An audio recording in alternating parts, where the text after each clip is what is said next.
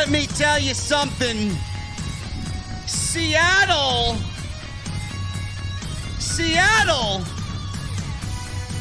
Man, oh man. Do I love Seattle, bro? Never been. Maybe one day. I'd love to. Hot. What a night. What a crowd. What a show. If there's one thing that Tony Khan does better than anybody, when they roll into a new city, that motherfucker delivers big time. What a show tonight, man. Darby Allin wins the TNT Championship from Samoa Joe. Chris Jericho begins his 2023 with brilliance, as always. Bryan Danielson and MJF had a back and forth for the ages. And Saraya announced her tag team partner. And nobody believes a fucking word about what she said or what she did tonight as she chose Toni Storm. I love it. We're going to talk about it tonight on OTS, and we're going to talk money. Mercedes. You better fucking believe it. Ladies and gentlemen, we're going to the OTS venue. I have my ice cold beverage. And hopefully you guys got the same tonight for the first Dynamite post-show of 2023. And I got one question for you guys before I get the hell out of here. What the fuck are you guys drinking? I'll see you over there.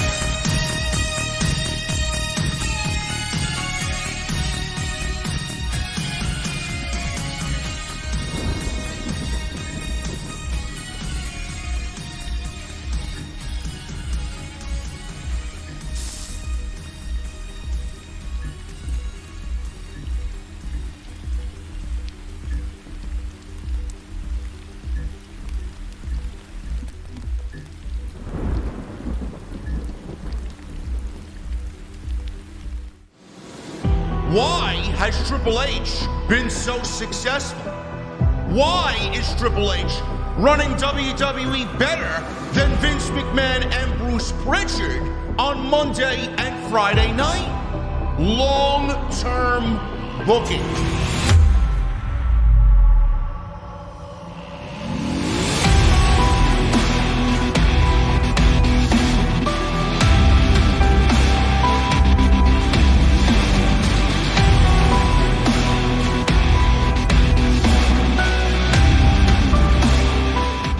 What is going on, guys? Thank you so very much for joining us right here on Off the Script. This is your AEW Dynamite post show for January 4th, 2023. Hi, I'm your host, JD from New York. As always, coming to you from the OTS venue.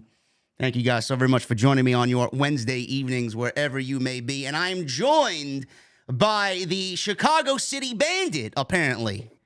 Jesse, my buddy Jesse, who's suffering from a 102.6 fever.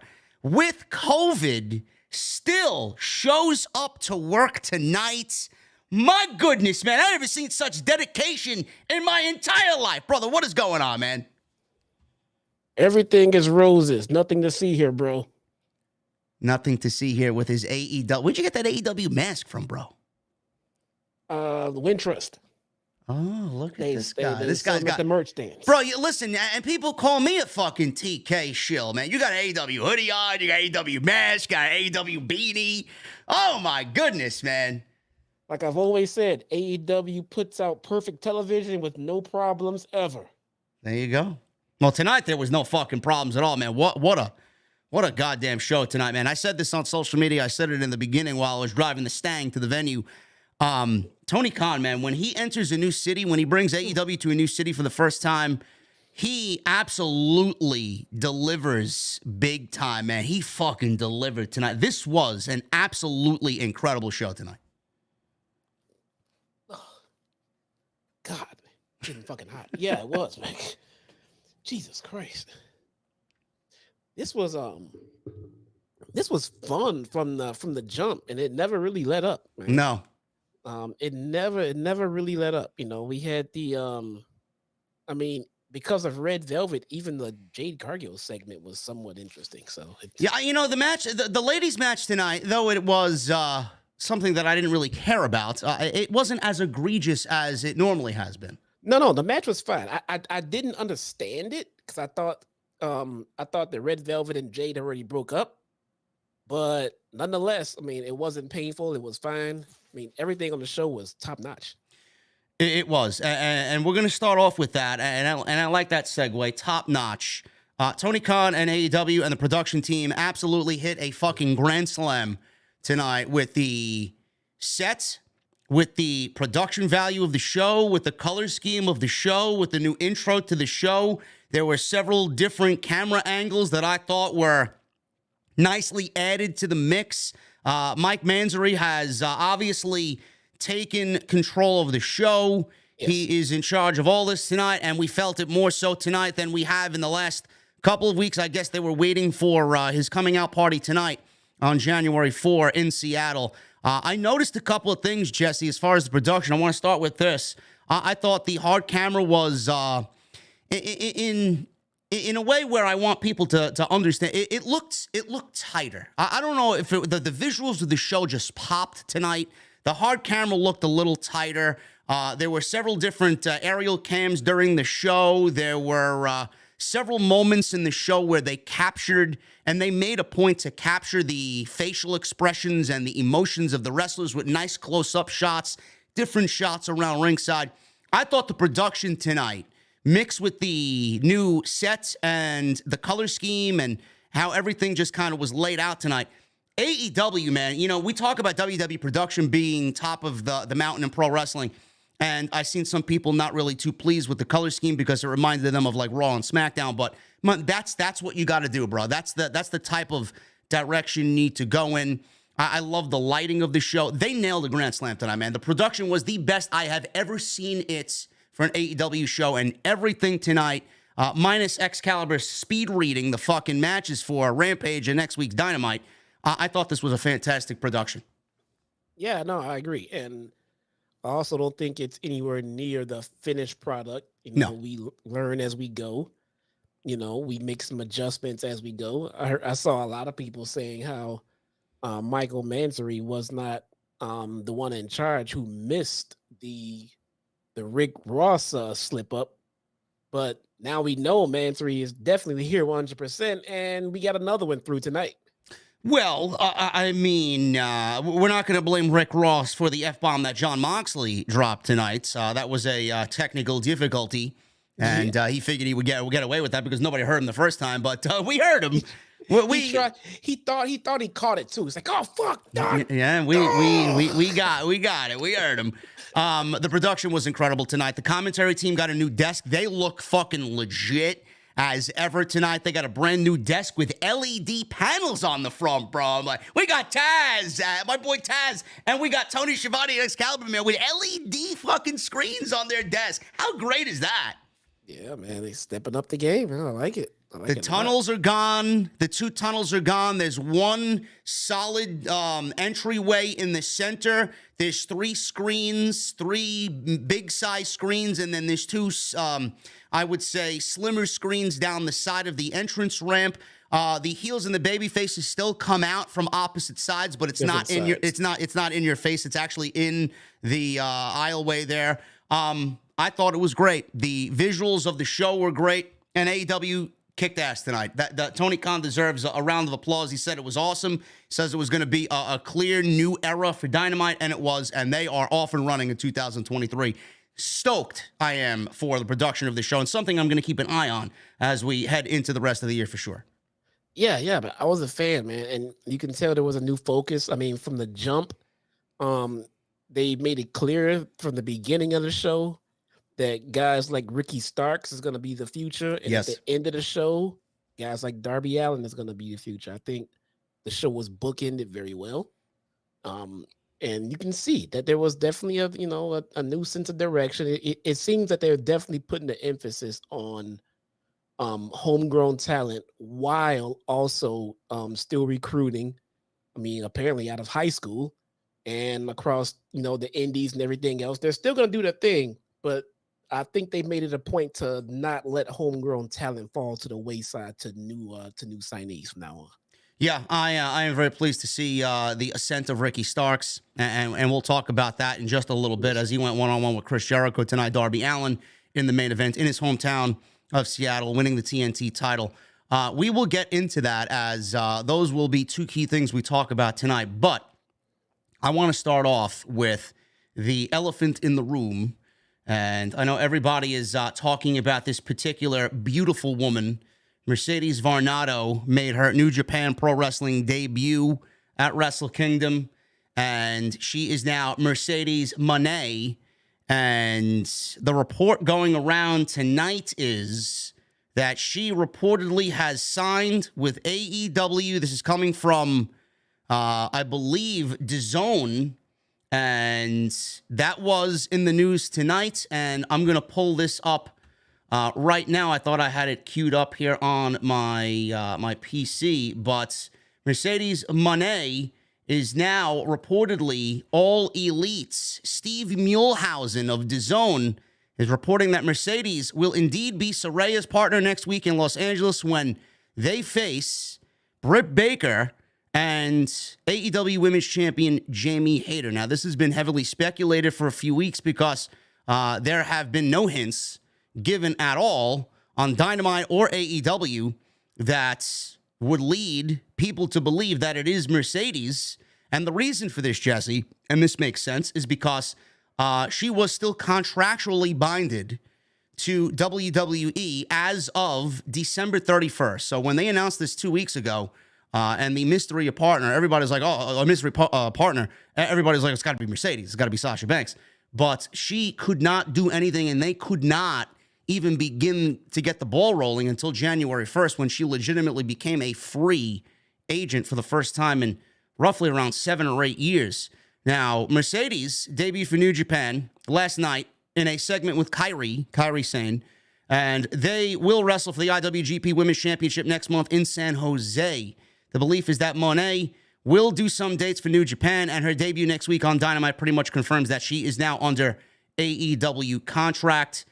Steve Muehlhausen tweeted, and I quote, Mercedes will be Saraya's partner next week in Los Angeles against Britt and Jamie Hayter. Couldn't announce or make a major hint due to her still being under contract to WWE until the beginning of 2023. Now, Jesse, did you see the debut of Mercedes? I'm sure you've seen the clips on social media. What did you think about her presentation coming out to confront Kairi last night at Wrestle Kingdom? I thought she looked like a damn star. Yes. I mean, clearly, hold on. Let me fucking bench this asshole. What the fuck is that? Okay. Who's getting benched? I love a good benching. Frigid hair. the fuck? Oh man, you gotta love the chats on Wednesday nights. Frigid hair. Okay, whatever, man. She looked like a star. I saw a lot of people, frowning on the reaction that she got but I don't think they took in consideration that this is not an American audience, for one. So her star power, A, is not as big as it would be here in the States, and B, this is a Japanese crowd. The reactions are not the same as they would be. Wow, man, I said this same thing in an extra coming tomorrow. It's almost as if we share the same brain. I recorded this after the gym this evening, right before Dynamite. I didn't talk to Jesse about this at all. So, no. Yes, I mean, the geeks online, Jesse, they're making a big deal about, it felt flat. No shit. No. She's most of the fans in Japan, they pretty much know, and I'm talking about the casuals. I mean, I know they got hardcore fans just the same as we do, but as far as the casuals go, they just know WWE. You know what I'm saying? Yeah. They know the company, they know the beast within itself. And as far as individuals go, they might not know everybody. The same way WWE casuals know of New Japan Pro Wrestling, but they might not know of a Ishii. They might not know. They don't know everyone there. So it's kind of the same thing here. I mean, she went over there. A few people could tell, and even for the ones that could tell, they don't pop. This is not Seattle. This is not Chicago. All right, this is not New York. They don't pop like that. They are very respectful in their responses to what they see. It's an entirely different environment. So I feel like Sasha is about to take the wrestling world by storm for women. I think she's on a mission to do everything that she wants to do that she could not do being held down by a WWE contract. And I can't wait to see it in 2023. I feel the same way. I feel like we're on the verge of a second coming of the women's revolution. And Sasha led that charge with Saraya, with Bayley, and all the other women that came out of that early NXT before that mega match that Bayley and Sasha had. I just feel like she's on the verge of another revolution. I think another revolution is absolutely feasible in AEW with the amount of talent that they have in that women's division. There is absolutely no doubt in my mind that when she arrives, I think it's a when at this point. It's not an if. When she arrives, it is going to instantly take it to the next level. That AEW crowd is going to welcome her with open arms. She fits that vibe and that entire environment like a glove. And I hated the fact that I woke up this morning and I seen immediately before I even wiped the fucking eye boogers out of my eyes, hate for this woman for the reasons of, she botched. She's not joining WWE. She went to the enemy. And it's like, there was no reaction. I mean, what the fuck do you want? There are COVID restrictions over there that are not really in place for the crowds to cheer the way that they want. Yes, they could cheer, but honestly, even with some of the restrictions being laxed, that audience is not going to really go out there and cheer that way because I don't know if you guys have watched Japan wrestling.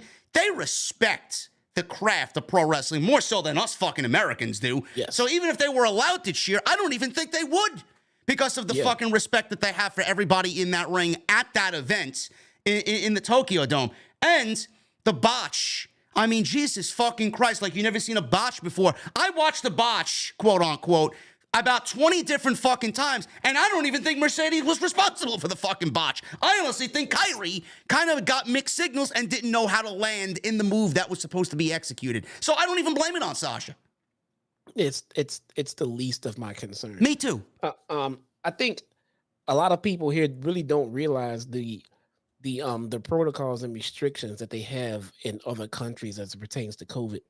I saw a concert that happened it may have been Korea, if I'm not mistaken, where they had a concert, but they only agreed to let the band and let the people have their concert if they agreed to stay silent, because the last thing you want is 20, 30,000 fans all yelling and screaming in close range.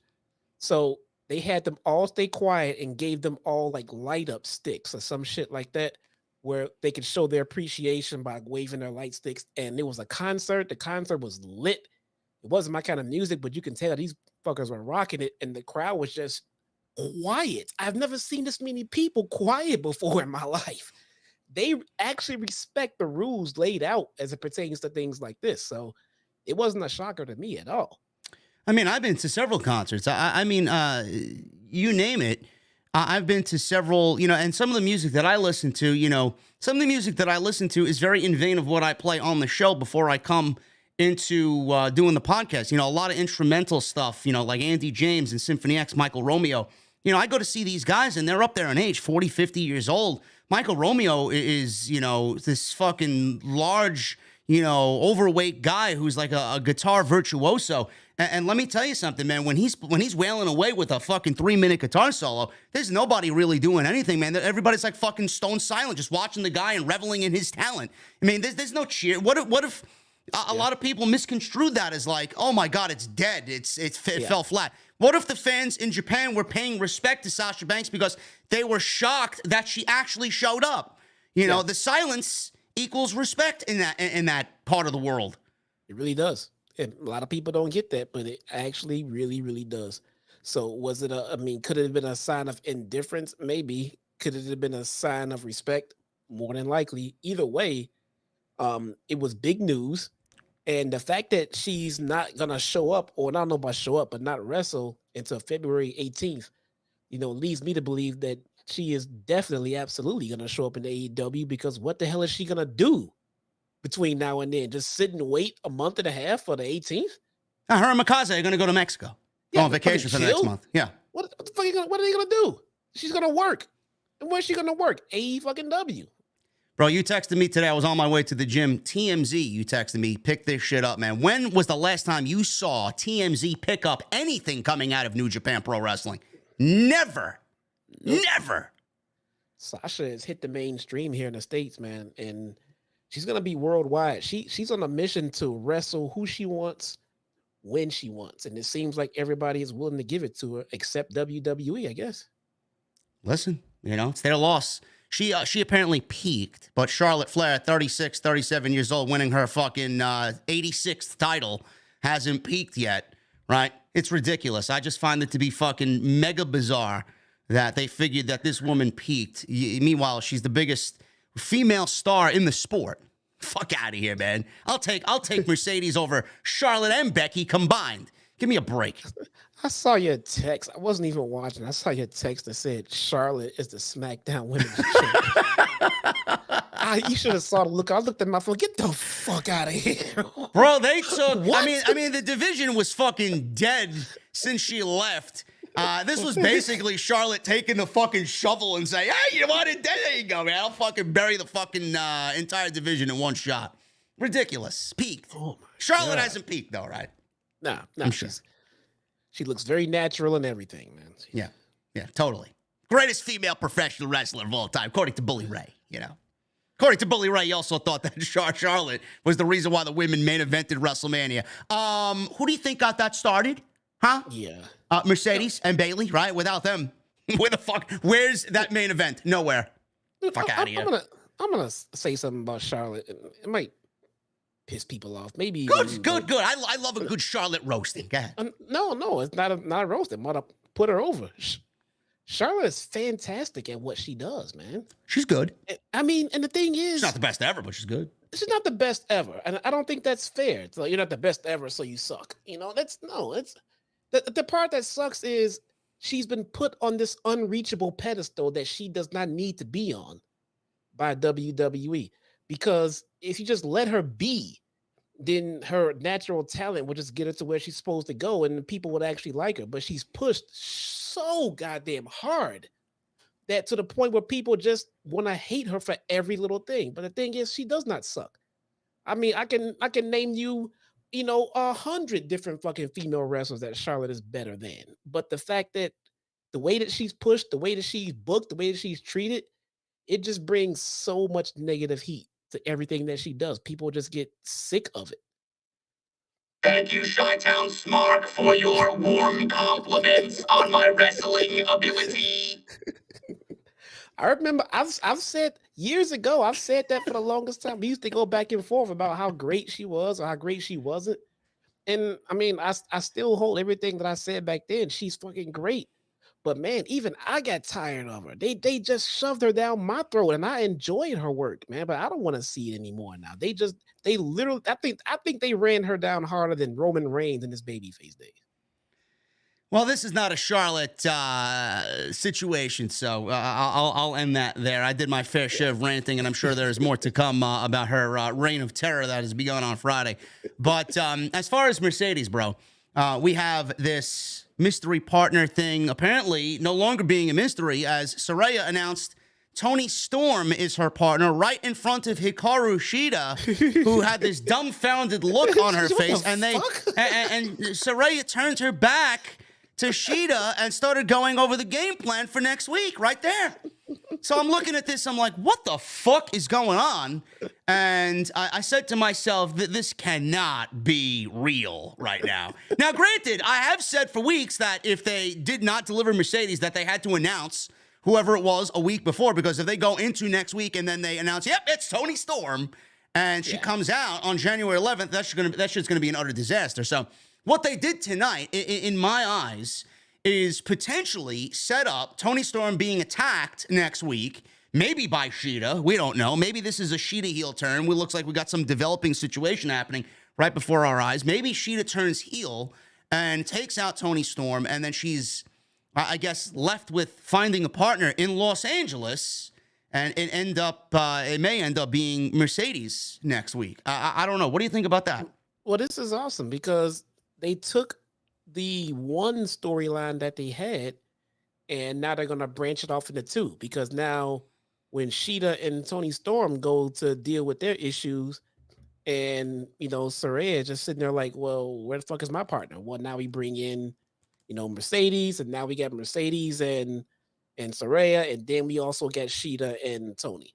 So they took a good thing and they kind of split it off and made it two good things. So now we get, and this is so important, a feud with two women that does not involve a title. Yeah. So very important stuff. And that's a revelation in itself for this fucking division. Yep. That's something that we hardly see on television. The thing is, Jesse, when they did the whole CM Punk reveal, they wanted you to know that CM Punk was coming in without actually fucking saying his name. Here, they couldn't do that, and now they're left with, I guess 2 weeks to get this match together and kind of unveil her potentially on January 11. They have not mentioned anything outside of a little subtle hint there by Brittany tonight. Hi, Brittany. Brittany. It's a nice little subtle hint you gave there with the whole boss line. I love it. It's great. Right in the face. I know. But that was the only time, bro. With CM Punk, they let you know that he was coming. I mean, they booked the fucking United Center without a goddamn fucking announcement. I mean, they sold the fucking thing out. They 18 large. They booked the United Center for a rampage. Yeah. For a random, and people were like, "How do you know he's coming?" I mean, what are you fucking dumb? Tony Khan booked a fucking venue and sold it out, 18 large for CM Punk, and they didn't mention his name once on television. Indoor arena in Chicago.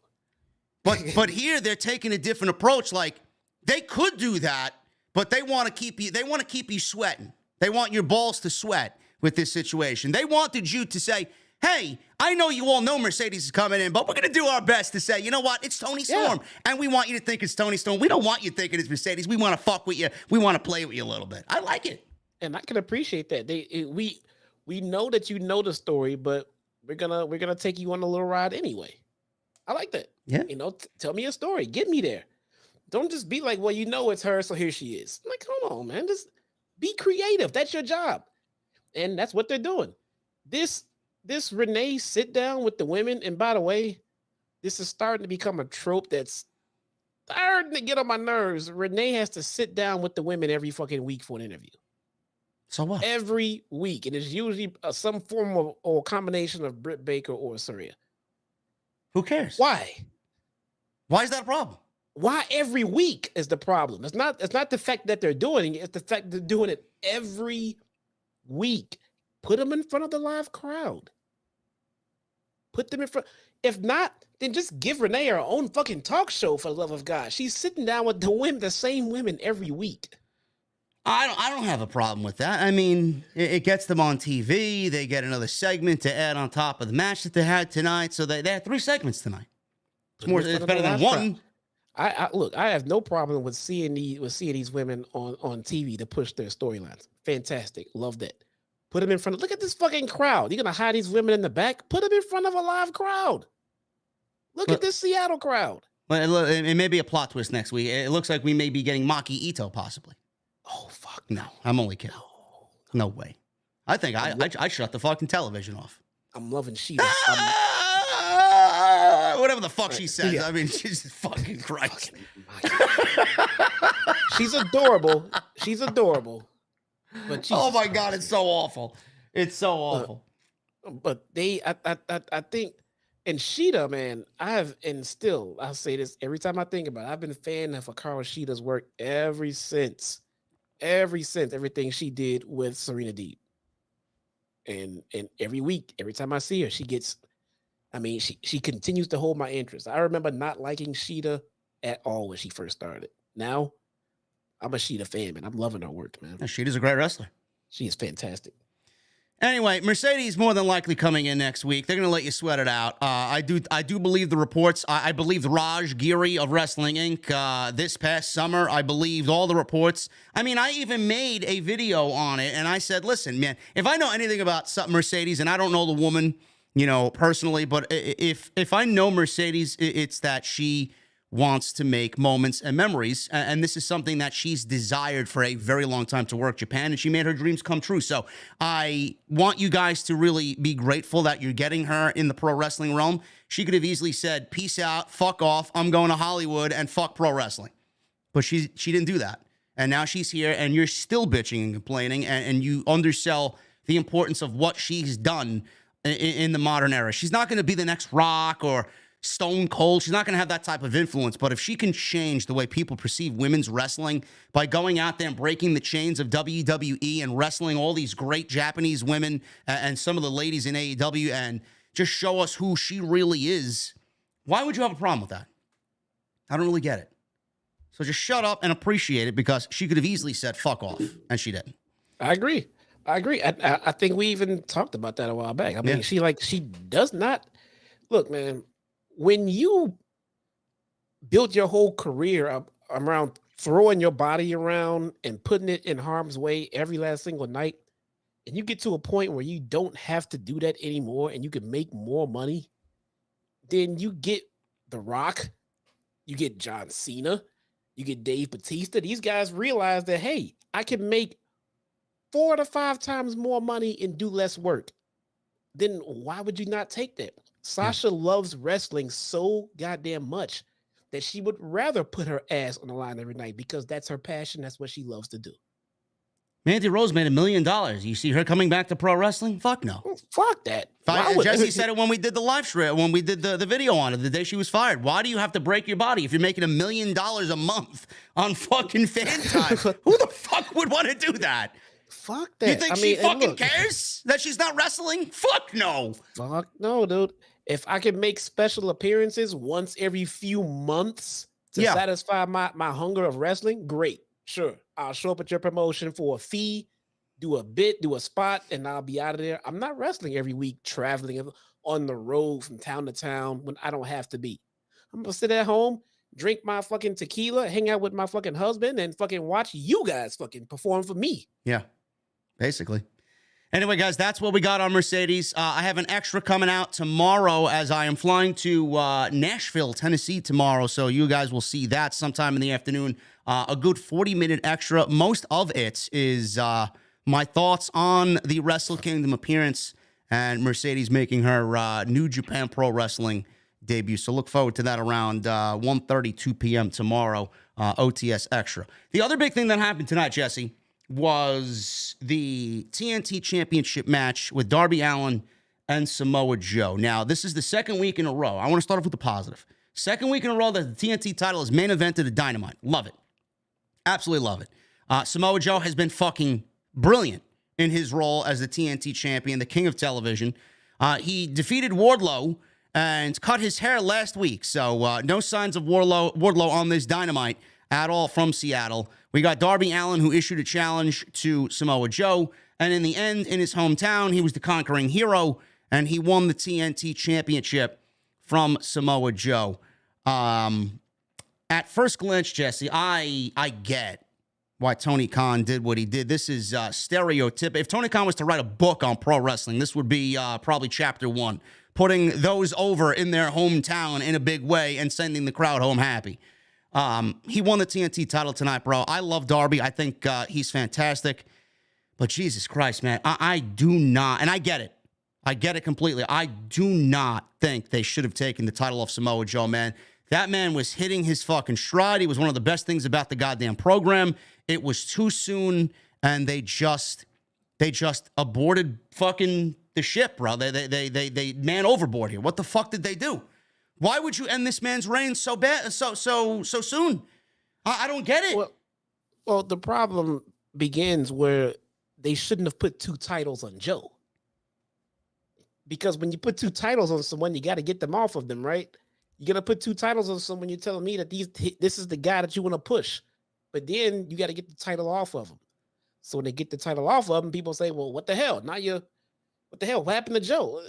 Joe still has 1 title, and he maybe he's going to lean more towards his ROH side this time because he's the ROH TV champion, right? So I don't know. They split the titles up. That's a good thing. They get it on Darby. That's a good thing. I mean, it does feel like the title has no direction with it, man. I mean, Wardlow, Darby had it originally. I mean, what are they doing with this goddamn thing? Scorpio Sky. Bro, it's like you and me go to the park and we're fucking playing catch with our baseball gloves, man. Back and forth, back and forth. It's like nobody's a solid. As soon as somebody starts to get momentum with this fucking thing, they take it off of them. No, they are very, very good for flopping titles back and forth, man. I'm waiting for this MJF run to finally get some months behind it, man, because no one keeps titles in AEW too long. Man, how hot is that fucking potato, bro? Gee, must be scorching fucking hot. Right out of Titus Catering. Almost like someone's brain is moving a mile a minute back there and he can't slow down. Like there's something going on in his brain. I get it. I have no problem with Darby at all. This is not about Darby. It's about why you would derail someone in Samoa Joe so soon after last week we just said, this is the best Joe's looked since his NXT championship run. This is the best Joe's looked since his feud with Brock Lesnar. And then they just take the title off of him. This guy should be on TV weekly, Samoa Joe. This is great television. And then they take the title off of him. And then you look at what happened to Wardlow last week. They put the title on Darby because it's in Seattle. How do you think that makes Wardlow look? This guy's been chasing the fucking thing for how long? And Darby wins it in 1 shot. Yep. And he got his hair chopped off, man. I'm starting to wonder what the fuck is going on with Wardlow. Like, seriously, what is going on with Wardlow? I don't know, man. Something's off. Did Wardlow fucking anger somebody back there? Did he piss somebody? Did he piss in Tony Khan's White Claw? I don't fucking know. Bang TK's girlfriend or something, man? I mean, did he hand Tony Khan a Truly instead of a White Claw? I don't know. I mean, what the fuck did this man do? Like they castrated him and then sent him off. I don't know. Gimmick change coming? I don't know. I have no clue. It's just bizarre. I get it. It's in Seattle. It's Darby's hometown. They wanted to send the crowd home happy. This was the start of the new year, but taking the title off Joe this soon, I mean, at least give me fucking till Revolution. Holy shit. You know? I don't know. Yeah, Bushi just said in the super chat. Yeah, but I'm looking at you, Roman, 2 title. WWE is facing the same damn problem. They're trying to figure out how to get these fucking titles off of Roman. Oh, that's easy. They haven't figured it out yet. Well, I mean, I don't know. Let me call up DLGG. Maybe we need to get him on the phone. Bro, what's going on? It's not that difficult. How many times have I talked about this? Just give it to Cody and split the titles via the draft. That's it. I think it's hard for them to do it because the right thing to do would be to just have Roman lose clean to someone and put someone over in this historic run. But they don't really have anybody they want to give all of that mojo to right now. So they got to figure out a way to get these fucking titles off of him. What are you talking about? Cody Rhodes. I think they're willing to put a title on him, but not both. He's not gonna be both. He's not gonna be champion for both. He's gonna give up one in the draft. This is why I said it's easy. Come Monday Night Raw after Mania, I'm going to keep the WWE title, and the SmackDown title is going to get split via the draft. They have a tournament over there. Roman can compete for it again.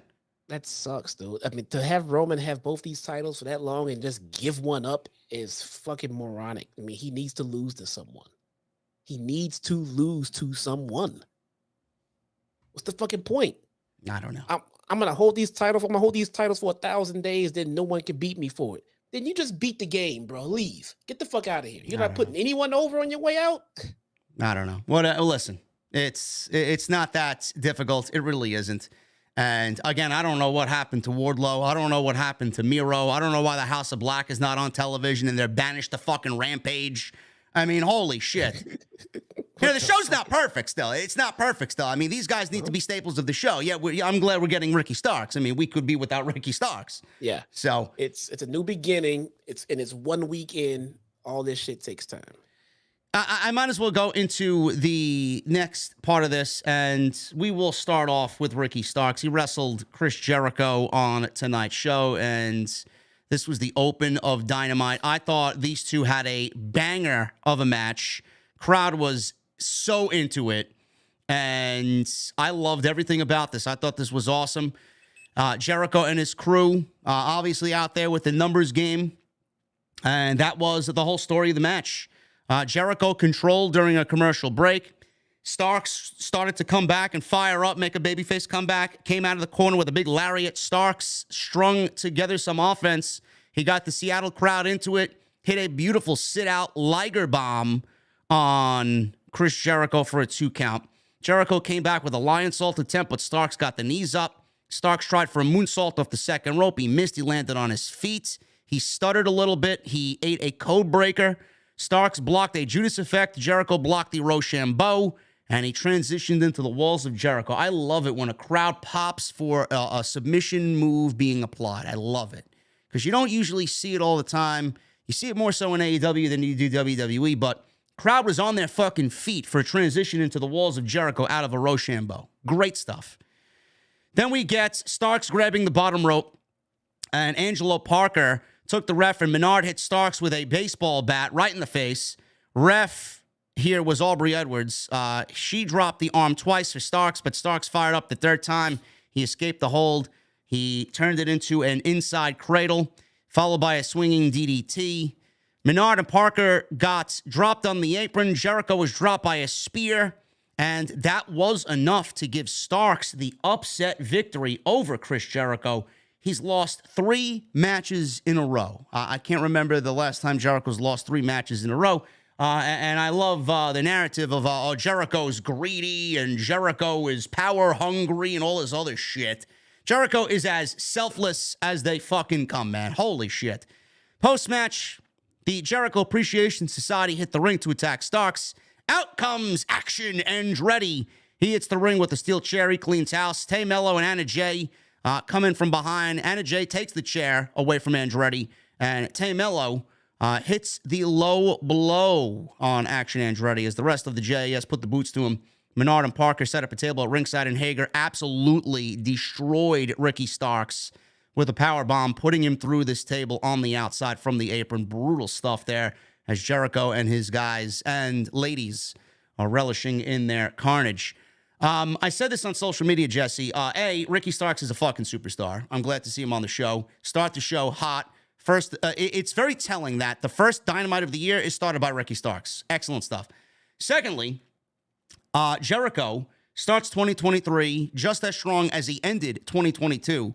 And he is in the midst of molding, Jesse, another future piece of the company. Is there anything that this man doesn't touch and doesn't turn to gold? I mean, Jericho is just incredible. He is, man. I mean, he is everything that you would want from a locker room leader right about now. Yes. And God knows they really need a locker room leader. So hats off to Jericho. He is in the business right now of putting guys over. And he knows it. Yep. And he knows it. That man bleeds AEW. He fucking sleeps and breathes AEW. And this narrative, I said this twice this week, and I said it again yesterday. Not yesterday. Tomorrow in the extra, because I talk about the Dax narrative now that people are upset with Dax Harwood and the shit that he said about the Elite and Punk on his podcast. Give me a fucking break. I don't believe that story for a single solitary second, and I didn't believe the story about Chris Jericho either when apparently he said he would ensure CM Punk does not make it back to the locker room. I thought that was a fabricated story, and I honestly think that stories like that are put out by the Observer really need to be checked by Tony Khan and AEW management, Jesse. They are dangerous to AEW, or dangerous to the Observer, I should say, because it creates the narrative, and I don't know why they're throwing the narrative out there that Jericho said this, and Jericho's going to make sure this, and Jericho's going to make sure that. I didn't believe it, and who the fuck is running the company? Is it Jericho who's running the company, or is it Tony Khan? I don't really understand that. Yeah, I don't know, man, but, it's not about running the company, but if there's someone speaking for the boys in the back, I would say Jericho is one to be trusted to speak for the guys in the locker room. And I don't think what Jericho, put it like this, I don't think what Jericho said is a Jericho opinion. It feels like pretty much a locker room consensus. You know what I'm saying? I mean, minus stuff, I get, Punk still has his friends here and there, but all in all, it seems the majority of people would rather see him not come back. I don't know. I'm starting to lean the other way. I just don't think Jericho would allow that to. I just feel like Jericho would be in the mediator role. Like, I feel like Jericho would actually be on the side of, hey, I want these guys to be back together. I want Punk in the locker room. I know what's best for business. I know what's better for the company. And working together as a family and a unit, even though you may not like each other, brothers fight, sisters fight, but everybody should be back on the same page. I feel like Jericho would be in that mindset. Why would he ensure the locker room that CM Punk would not return? Yeah, we got Punk out here possibly trolling. We don't really know. And then Dax on his podcast, bro, said that he'd love for the Elite and Punk to work together, and Punk was buying the ladies Starbucks gift cards, and he was taking the Pinnacle out for fucking dinners, and wives and the kids out for dinner. I mean, all these great things being said. It's like, holy shit, what did Dax say wrong? And why would Jericho do that and say that? It just, nothing makes sense to me. I don't know if you heard the Dax story. Like, what was so wrong about what he said that apparently people wanted him to stop talking about it, and people supposedly had a problem with his podcast? It's a sore subject to a lot of people still, man. I don't know. The whole ordeal. I don't think it's about them, well, they want Punk to come back. They want everything to go back to the way it was. They want to make money. Great. We get all of that. But what happens if he comes back and that's not what you get? And you get the same cancerous issue you had the last time. What's to prevent that from happening? We don't want that reoccurrence back. I mean, and I'm thinking that's what is saying. You know what I'm saying? I hear you. I feel like people were upset with Dax in this situation with Dax. I feel like people were upset because maybe he divulged too much information, and he kind of he potentially may have kind of let the cat out of the bag. Like, yeah, things will be all right. Maybe, I don't know. I don't know. Like I texted you a while ago, man. I understand, and there's works and there's shoots, but I've never heard of a work where your plan is to take your top stars off TV and make your company seem like it's in shambles. That is the stupidest fucking thing I've ever heard of. I agree. That is the stupidest fucking thing I've ever heard of. If it turns out this is all one big work, I would just look at TK. What's the fucking purpose of that?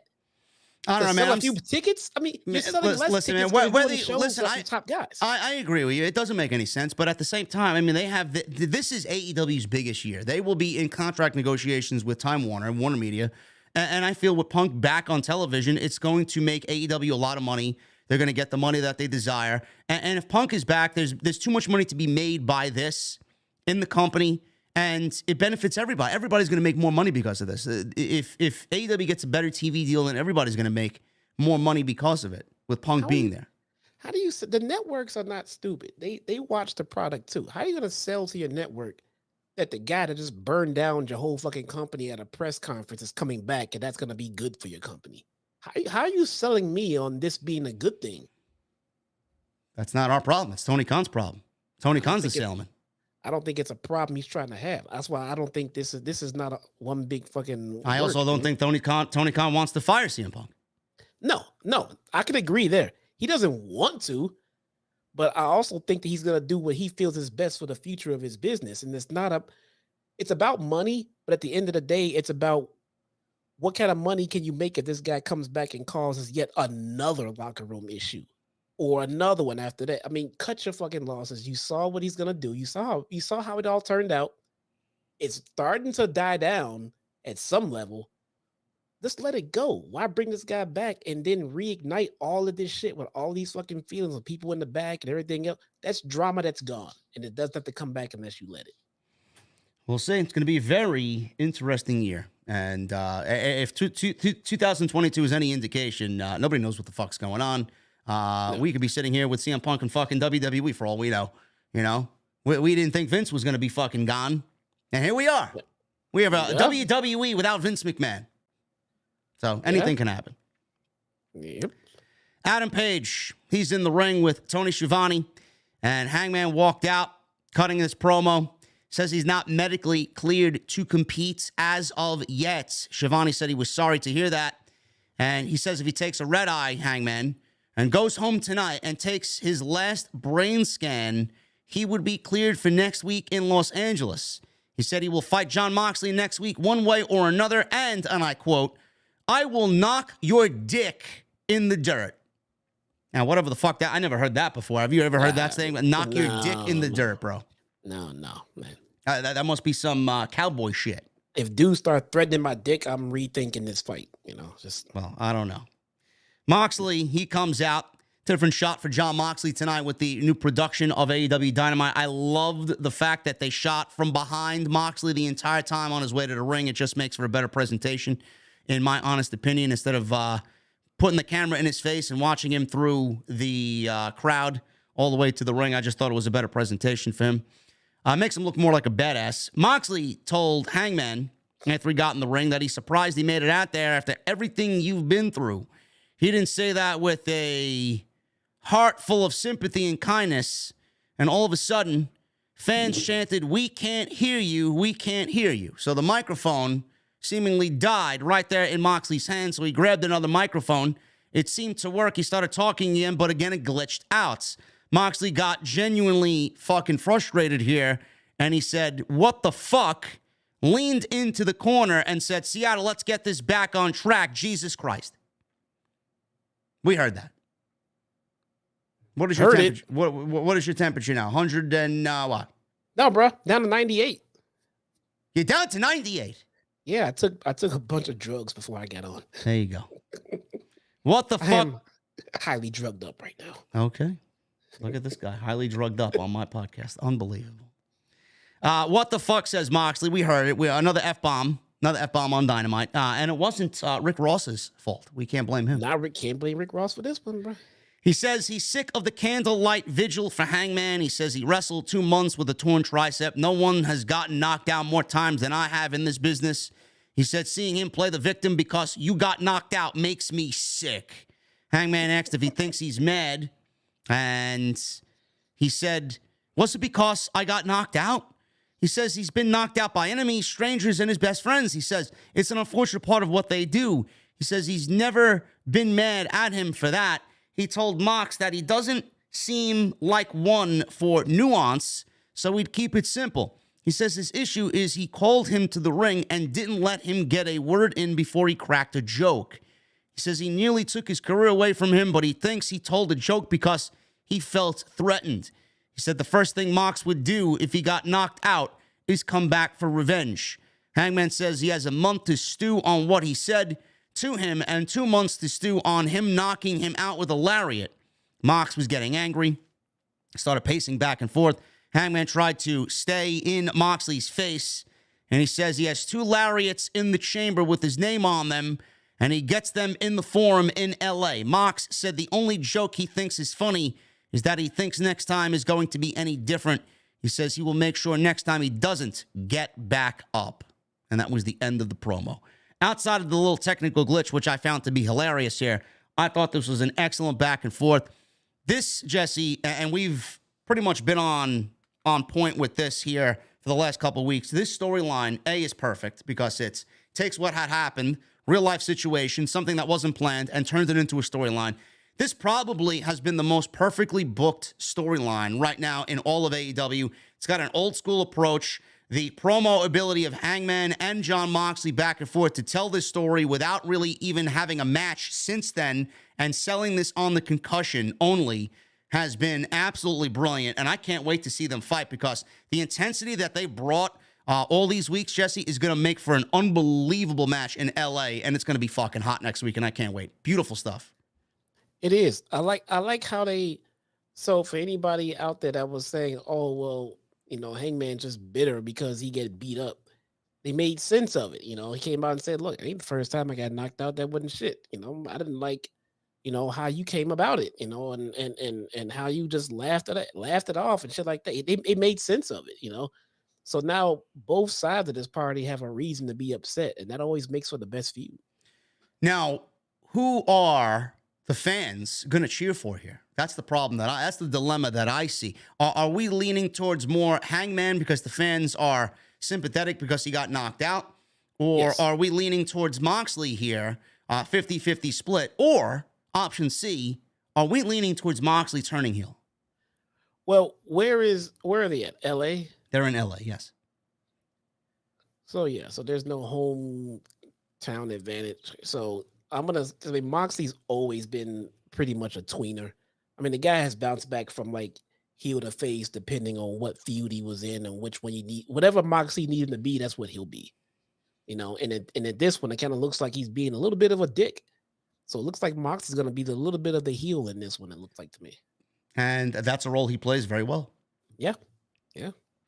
The Acclaimed, Max Caster and Anthony Bowens with Billy Gunn against Jay Lethal and double J-E, double F, J-A, bro, double R-E, finish it, double T. No. Yeah, Jeff Jarrett. You love Jeff Jarrett. Move on with the fucking segment, man.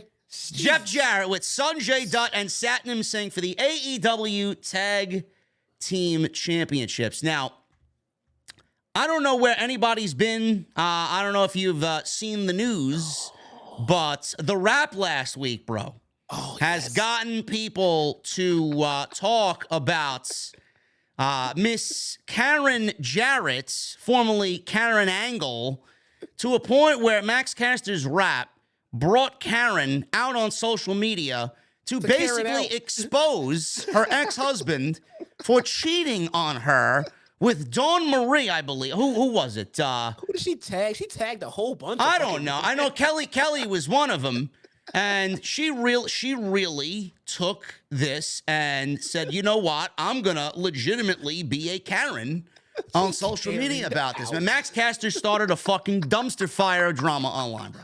It's so good. It's so good. I mean, So what did he do tonight? So he came out to fix this situation, right? What did he do tonight to fix this? Max Caster? Yeah.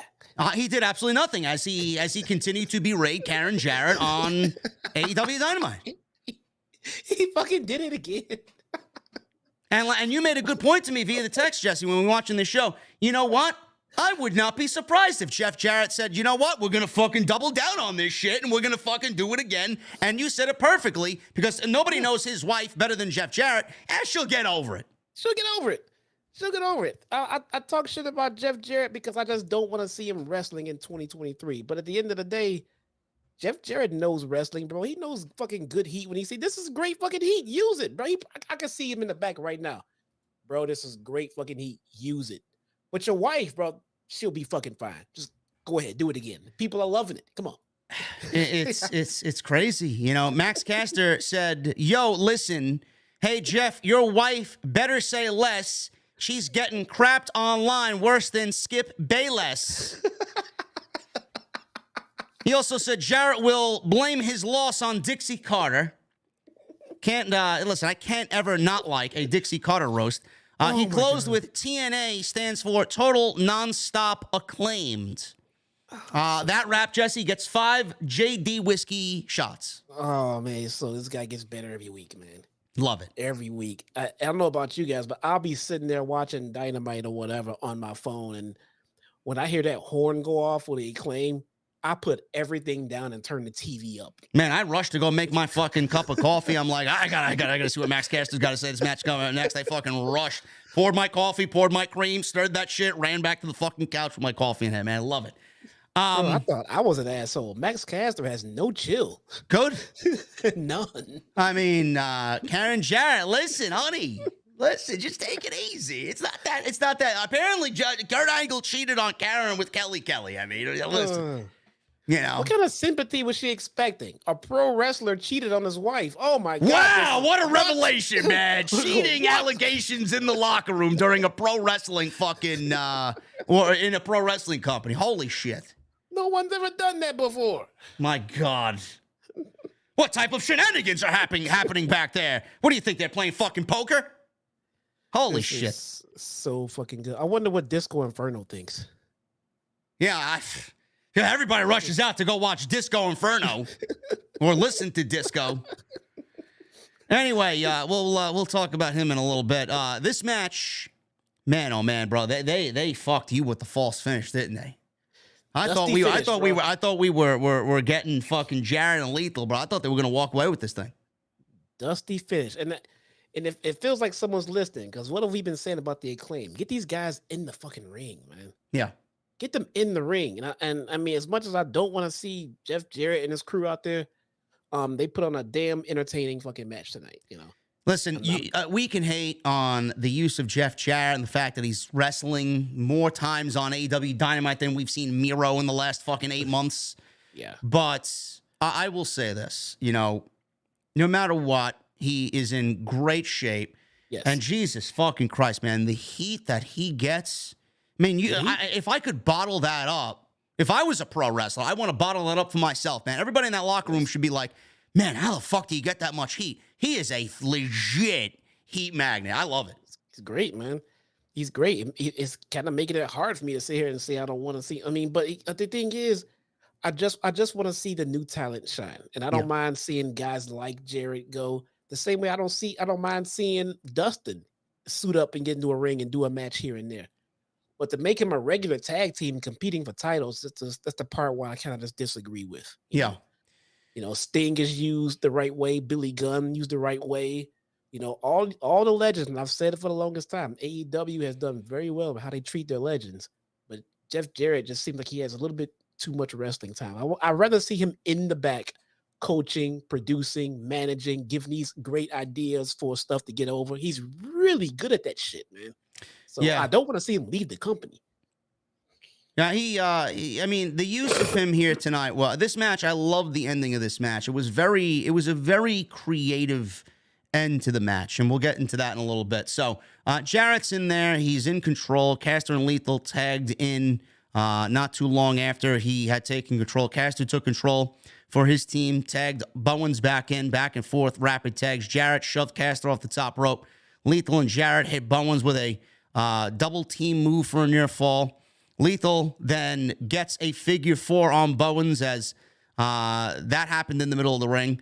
Ref, all of a sudden, Billy Gunn was ejected at this point. Referee ejected Billy Gunn from ringside because he was getting in the referee's face. I don't know who that referee is, but man, he is a legit authority in there. I forgot his name, but he's a great referee. So yeah.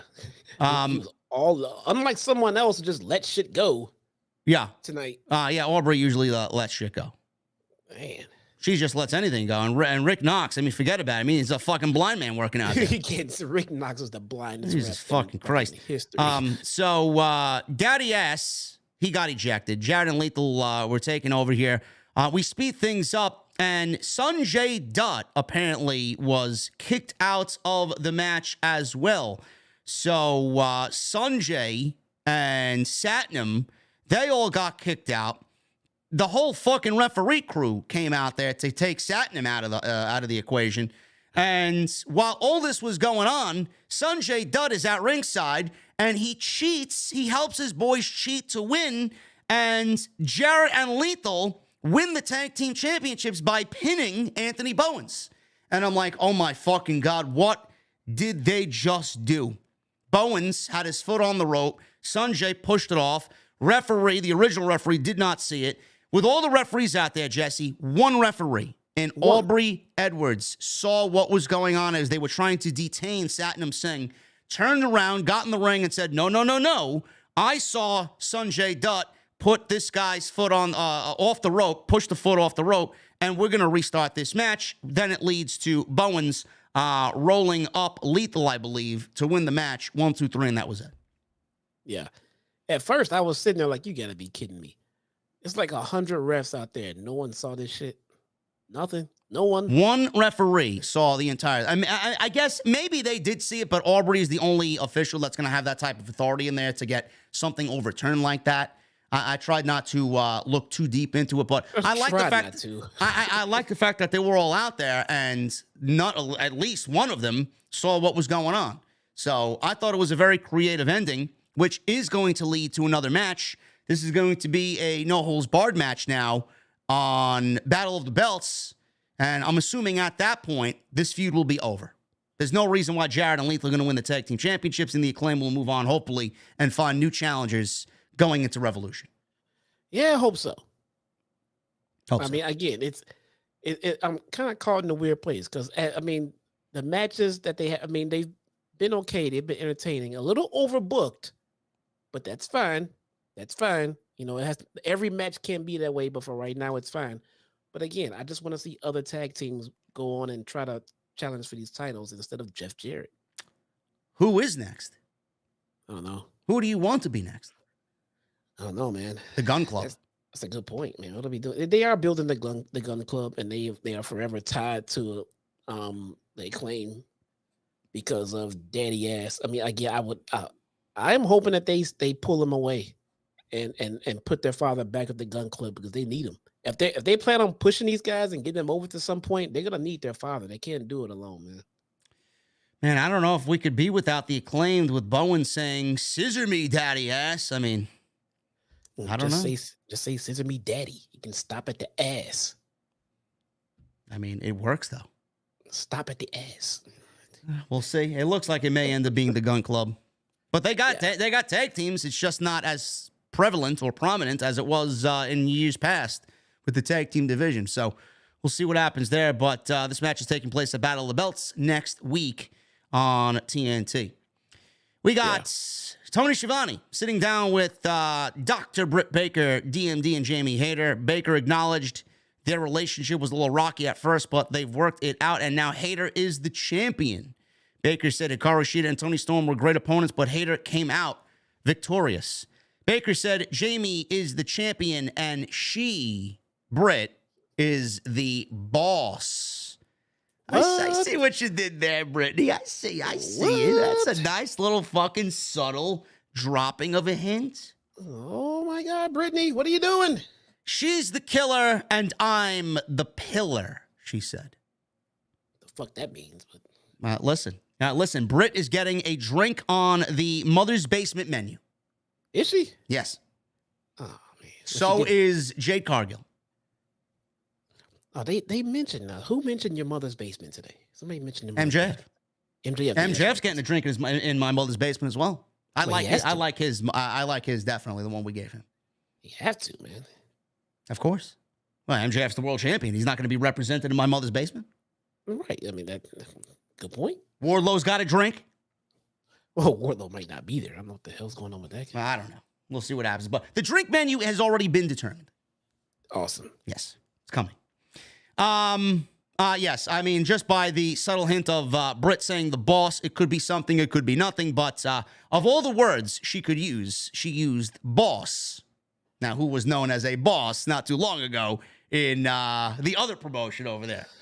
I mean... Yeah, that's not a coincidence, man. No.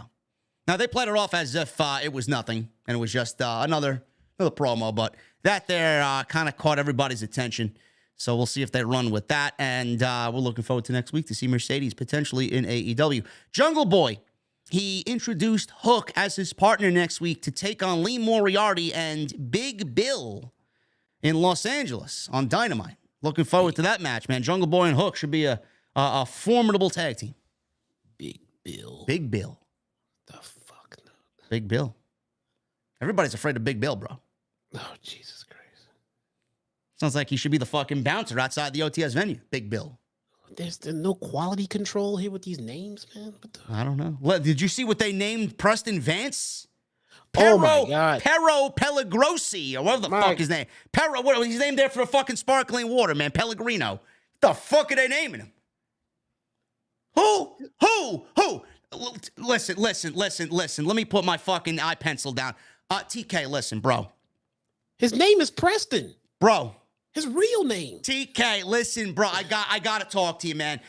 Who quality controls this shit? Pero Peligroso is his name. What the fuck was wrong with Preston Vance? That's what I want to know. Can someone please fill me in? Quality Who named control. him? Did Roosh name him? It's so bad. It's so bad. Pero Peligroso. It's like him and Big Bill got into a room together and tried to come up with the stupidest names they could find for each How other. to be a jobber for life. Just follow Pero Peligroso. He's not Main looking eventing well. for the AEW World Title, Pero Peligroso. Preston is not looking well, or I mean, it's not looking like it's. I don't know what's going on here, man. But Preston needs Man the of Dark Order back. Man of 1,005 holes in the chat says his name sounds like an expensive wine. Oh my God, man. Yeah, he sounds like something I'd order on the fucking Il Molino menu. Would you like a bottle of wine with that or a glass of Chardonnay? I mean, what the fuck, man? Holy shit. This was such a bad idea. I drink Sauvignon Blanc, by the way, if anybody's out there wanting to get me a bottle of wine. I don't drink wine because I'm a man. But Oh, you're not, what am I, too posh for you? You are the yuppiest yuppie I know, man. Listen, bro, you got a problem with me being a yuppie, man? I go to Starbucks almost weekly, for 4 You said- days a week. You said you want to go to Seattle, bro. You'll be in heaven, man. Of course I would. It's the coffee capital of the world. There you go, man. There You know go. what else is in Seattle? Nirvana.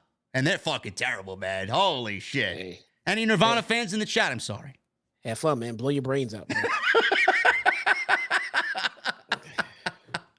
Oh, my goodness. Hey, Hula Grim, I'm sorry, bro. I had to let it out, man. Being that we're in Seattle tonight. Anyway, Jungle Boy and Hook, I'm looking forward to it. Big Bill. What's up, bro? Maybe we could hire Big Bill to be the OTS bouncer.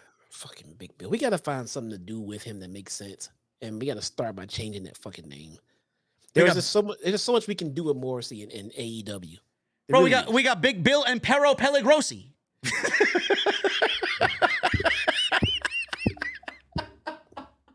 Oh, man.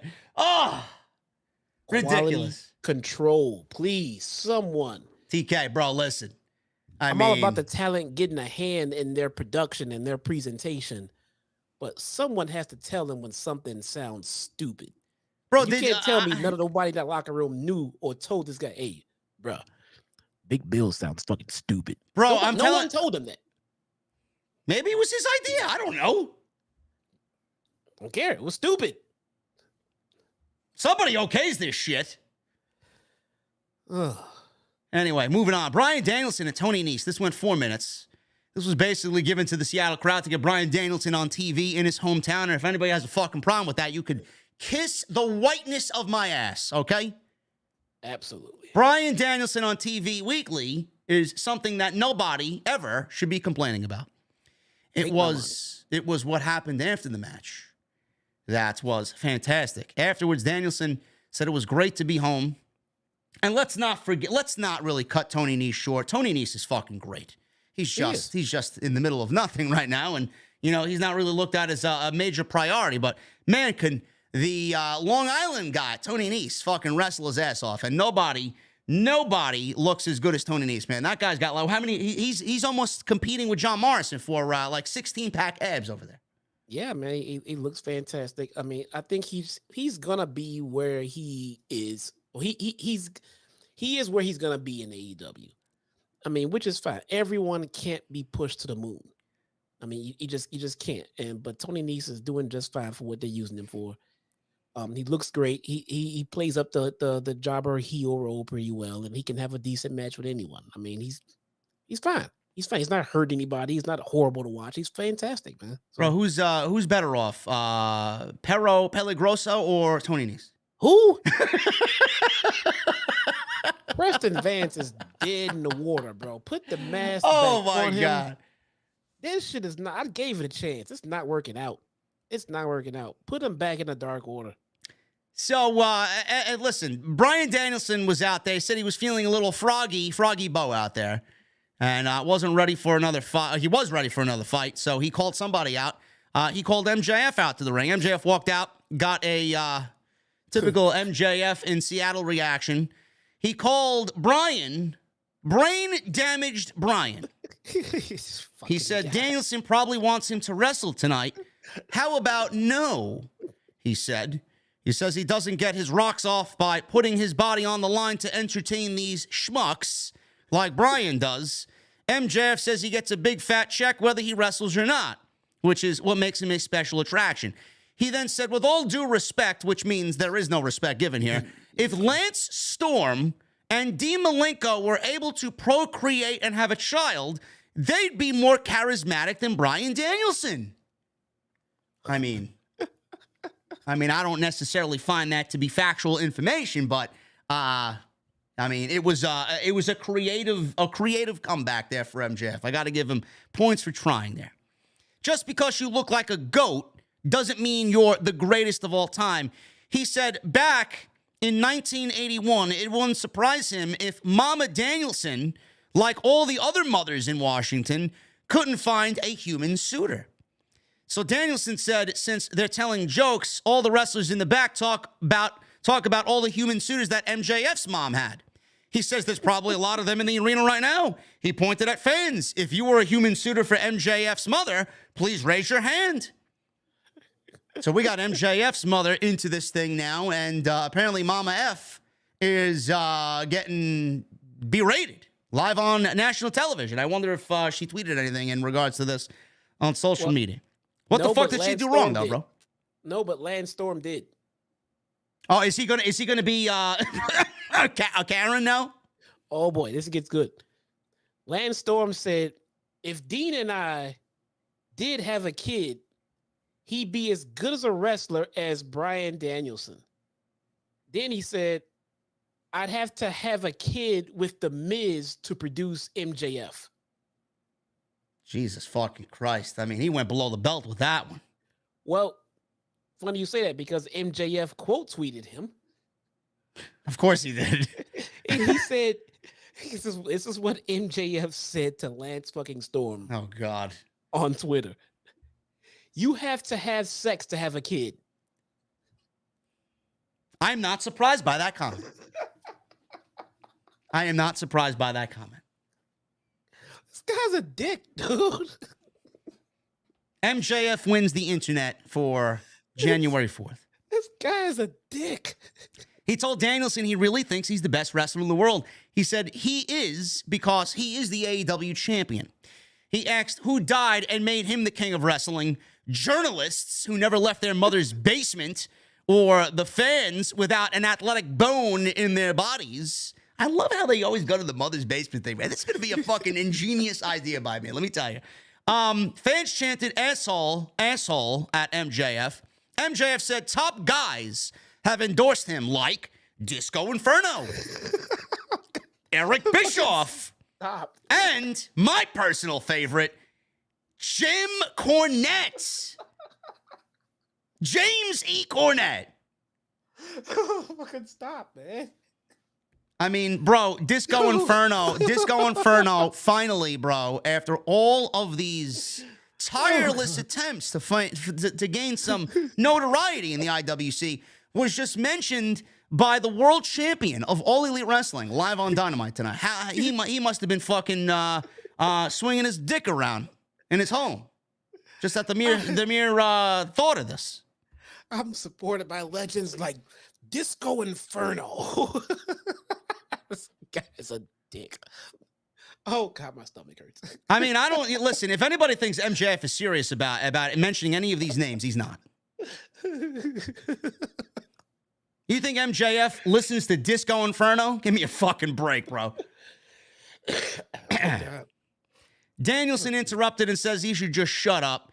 He says they've heard his spiel a million times. He hates him, and it's time for them to fight. Danielson made a move towards the entrance stage. MJF retreated like a coward. Towards the announce desk, he told Danielson to hold on 1 second. He looked at Taz. You believe this guy, this fucking maniac over here. He said he came to Seattle as a favor to him to smarten him up. He says, this isn't play wrestling, this is pro wrestling. He said, in AEW, wins and losses matter, and if he wants a shot at him, he has to become the number one contender. Fans, this was my favorite part out of the whole thing, fans legitimately started chanting, shut the fuck up, and MJF leaned in and said, no. I laughed so, I don't know why that caught me. I laughed so hard at that. MJF said he spoke to Tony Khan earlier that if Danielson wrestled every week and won every week until February 8th, he would become the number one contender for the AEW World title. MJF said if he can win every week, he'll give him a match on March 5th at Revolution for the title. Danielson said no. He said he'll just wrestle when he wants to and become the number one contender when he wants to. MJF, right there. God. This made so much goddamn sense.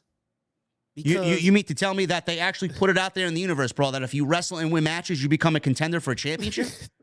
This makes so much sense because Bryan is saying, look, I'm going to come out and wrestle and win when I want to, and I'm not going to do what you tell me to. Fuck you. Who are you? Fuck you. I'm going to come out here and I'm going to wrestle and I'll get to you when I get to you. Yeah. And then MJF came back with his rebuttal.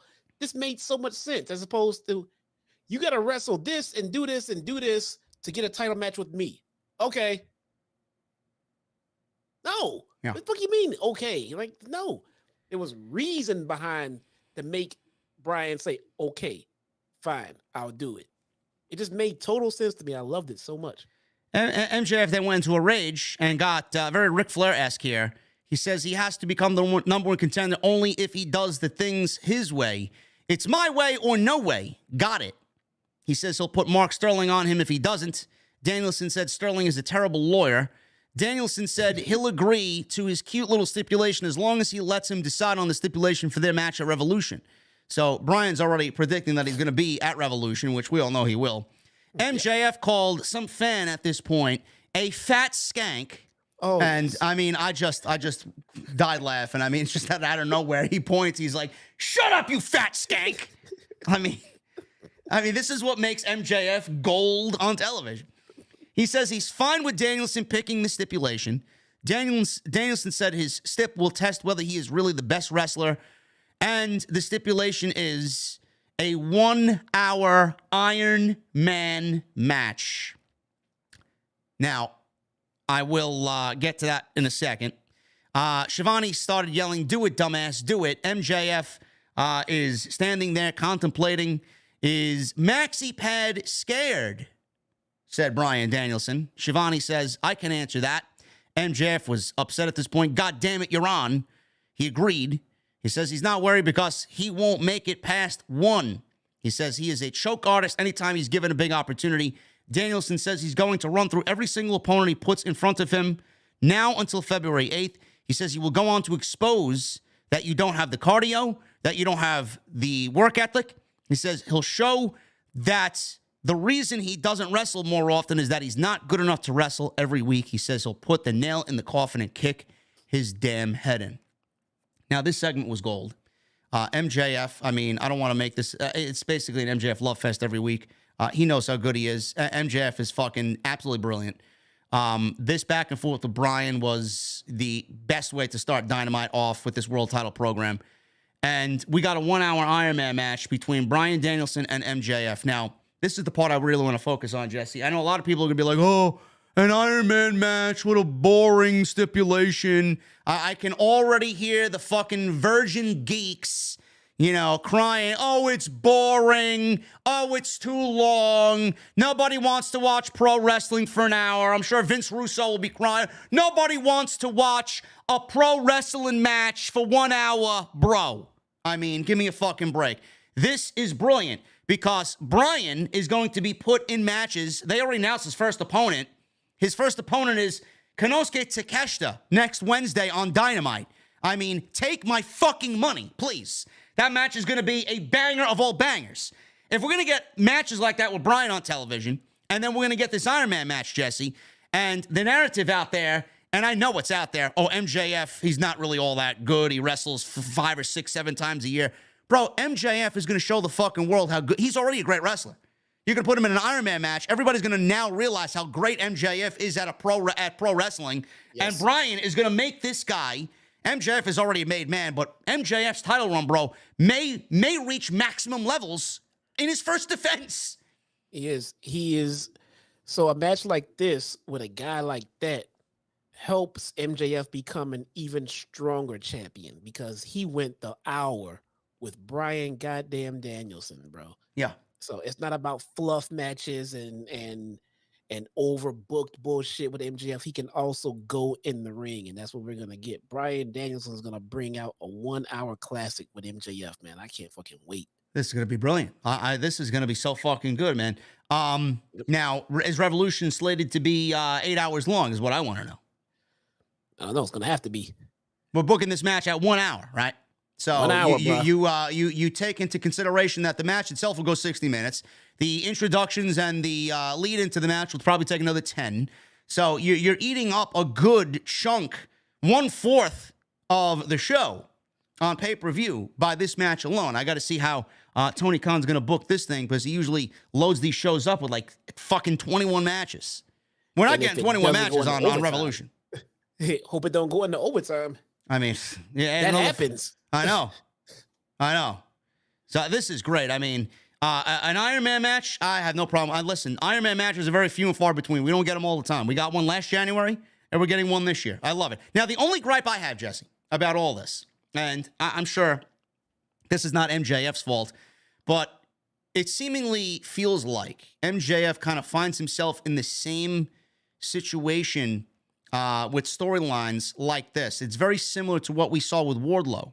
Now, are you concerned about, the sameness of the storyline with Bryan here, comparing it to what he did with Wardlow? Even Jericho did the same thing as well. We got a storyline with Jericho wrestling MJF, and he had to go through the 5 trials of Jericho.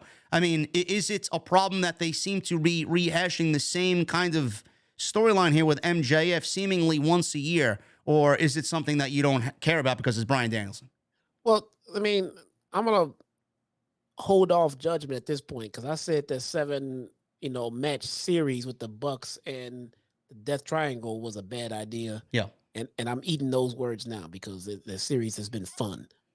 So I want to see what they have planned for this one. And it makes sense when they book things like this because MJF does not wrestle every week. Yeah. So, but he has to be at TV. So what is he out there doing? I mean, he needs to be something interesting rather than just coming out, shit in the hometown and then leaving. Yeah. So now he has something to do. He has a hand in all of these matches that Bryan Danielson is going to take part in. And who does not want to see Bryan Danielson wrestle every fucking week? Yeah. So that being said, it's just turning into one of those things where I kind of don't mind it because it seems to find its way to be interesting every time. I mean, we know what the outcome is going to be. We know they're going to meet. Hell, we even know what the outcome of the 1 hour match is going to be. We know what the outcome is going to be all the way through, and I'm still interested in it. So that says a lot. Yeah. Well, I mean, that's how much the fans are invested in Bryan and who he is and MJF and who he is. Yeah. It's just a testament to both guys. Yeah, I mean, it was an initial worry. I'm like, didn't we see this before? But, I mean, knowing the matches that we're going to get, I doubt it's even going to be a fucking problem by the end of this thing, to be honest with you. Nah.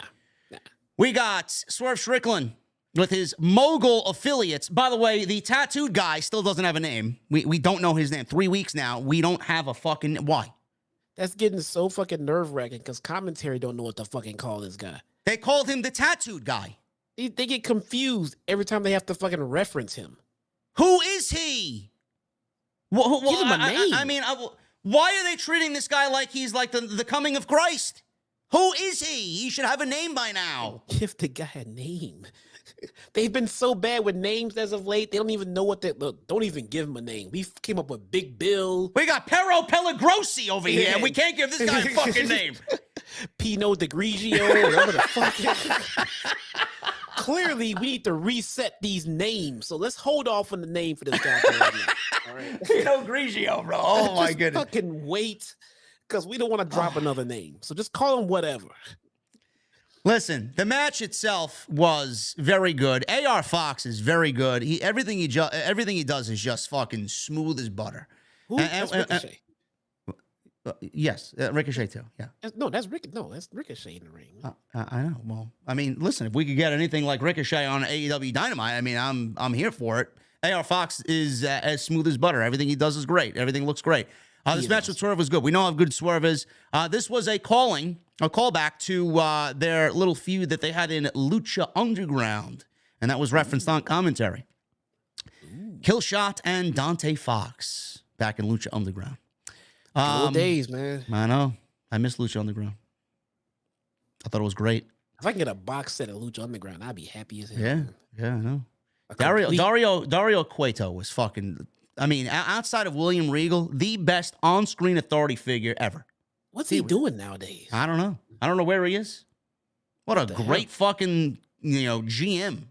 If anybody can tell me where I can find the complete series of Lucha Underground, I would love to know. I would actually buy it or watch it, man. They had some great concepts over there. Yeah.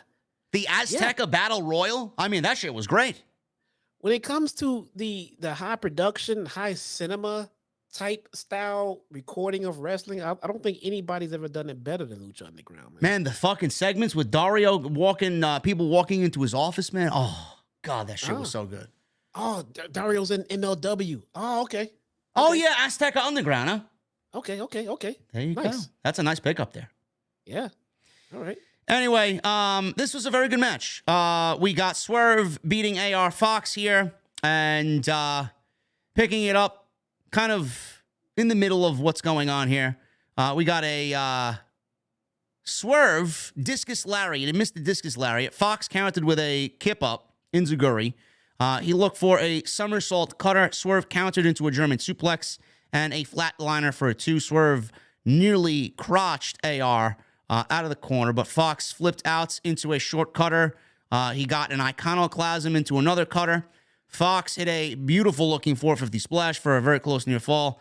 Parker Boudreaux snuck a weapon to Swerve behind the referee's back, who cracked Fox in the corner while the tattooed guy, is what they're calling him, had the referee's attention. Swerve hit a great-looking Death Valley driver off the second rope. I mean, Jesus fucking Christ. He blasted AR Fox with a Death Valley driver off the second turnbuckle onto the ring apron. That was basically it. That was awesome. I mean, just devastating stuff. Swerve stomp off the top rope moments later in the ring, and Excalibur perfectly called it, saying that Swerve went for the kill shot. Gotta love the throwback there for Lucha Underground, and Swerve gets the victory. He's on his way. I just don't know what this Mogul Affiliates is really going to do. I've seen some people on social media saying that the Swerve group here, Mogul Affiliates, is actually going to end up bringing him down. Now, is he good enough to really get these guys over, Jesse? That's the question. It's not about being good enough to get them over. I mean, sometimes the guys just don't have it. All right? And it's not a knock on them. So if they don't have it, then you got to make sure you pair them with the right people to bring it out of them. And I just don't think this is the right pairing for what you want to do. I don't feel the synergy in this group at all. No. Not at all. It doesn't seem enticing. It doesn't seem like they're a real group. One of them doesn't even have a fucking name. I mean, it does not work. I don't think anyone's enjoying it. And if they would have put Swerve with Private Party, I think it would have just flowed. It just would have all come together. I'm not liking this at all, and I've seen Parker Boudreaux for months now, and I've seen no progression from when he came from NXT. No. I don't know who this new guy is, but it's not looking all that exciting to me right now. I don't think this is a faction that's going to work out. No, me neither. I'm not really feeling it at all. And I do think at the end of all this, and I have hopes for Parker. I do. The fact that they haven't given this guy a fucking name yet, this other guy, I just don't feel like they're going to really be the type of guys that are going to really surround Swerve and bring his stock up. I feel like the entire group is going to end up bringing his stock down after such a hot first year in AEW. Yeah, I agree. Unfortunately, I agree. I think Swerve is worth more than this. And by the way, Lance Storm has now replied to the "you have to have sex to have a kid" Lance comments. God. Actually, Lance Storm says, actually, you don't need to have sex. There is IVF. So there is hope you'll get a Father's Day card someday, Max. I mean, the feud that we didn't anticipate on social media is Lance Storm and MJF. Oh, God. I need Lance Storm on TV now talking shit with MJF. There you go. I need it. I need it. I don't know why people are telling me that Mercedes is now confirmed for all Elite. I don't see anything confirmed. What are you talking about? Why would they announce it before next week? Yeah, I didn't confirm. I don't see a graphic up anywhere. Me neither. And anybody that's saying that, get them out of here. It's all but done. But unless the graphic goes up, it's not official from AEW, man. Saraya was with Renee. Tony Storm as well. Hikaru Shida was there as well with Renee. Saraya said she's not surprised by what Baker and Hayter have been saying. Saraya said she's happy they've been trending every week about who their partner will be. Saraya said her partner will be one of the best on the AEW roster, Tony Storm. I have no problem with Tony. Hey, listen, more Tony time, the better. Okay. Shida looked dejected and annoyed as Saraya and Storm basically turned their backs to her and ignored her, while Paquette sort of kind of just shrugged her shoulders like, what the fuck is going on here? Saraya and Storm absolutely came across like jerks here, and they are baby faces, so I don't know. I'm assuming this will be the start of a Shida heel turn, and all those talks about Mercedes Moné being brought in as the mystery partner will probably be revealed next week, is what I'm feeling. But yes, Shida heel turn, bro. Maybe. I'm all for it. I'm all for anything with Shida right now. Shida has grown on me like fucking like Io Shirai has, man. Yep. I mean, it's just one of those, and I say it because I say Io because somehow, they don't speak English very well. They don't really have a form of communication with the live audience and shit like that. So they have to do it with their in-ring work. Yeah. And Shida has been very good at storytelling, man. Her and her their heated feud with Deeb really got her over for me. So, and where is Serena Deeb, man? I think she's injured. Oh, fucking. And you know how AEW doesn't divulge injuries. We need, Like they need to keep her relevant, man. Something. It's like they're holding fucking secrets in Area 51. I mean, holy fuck.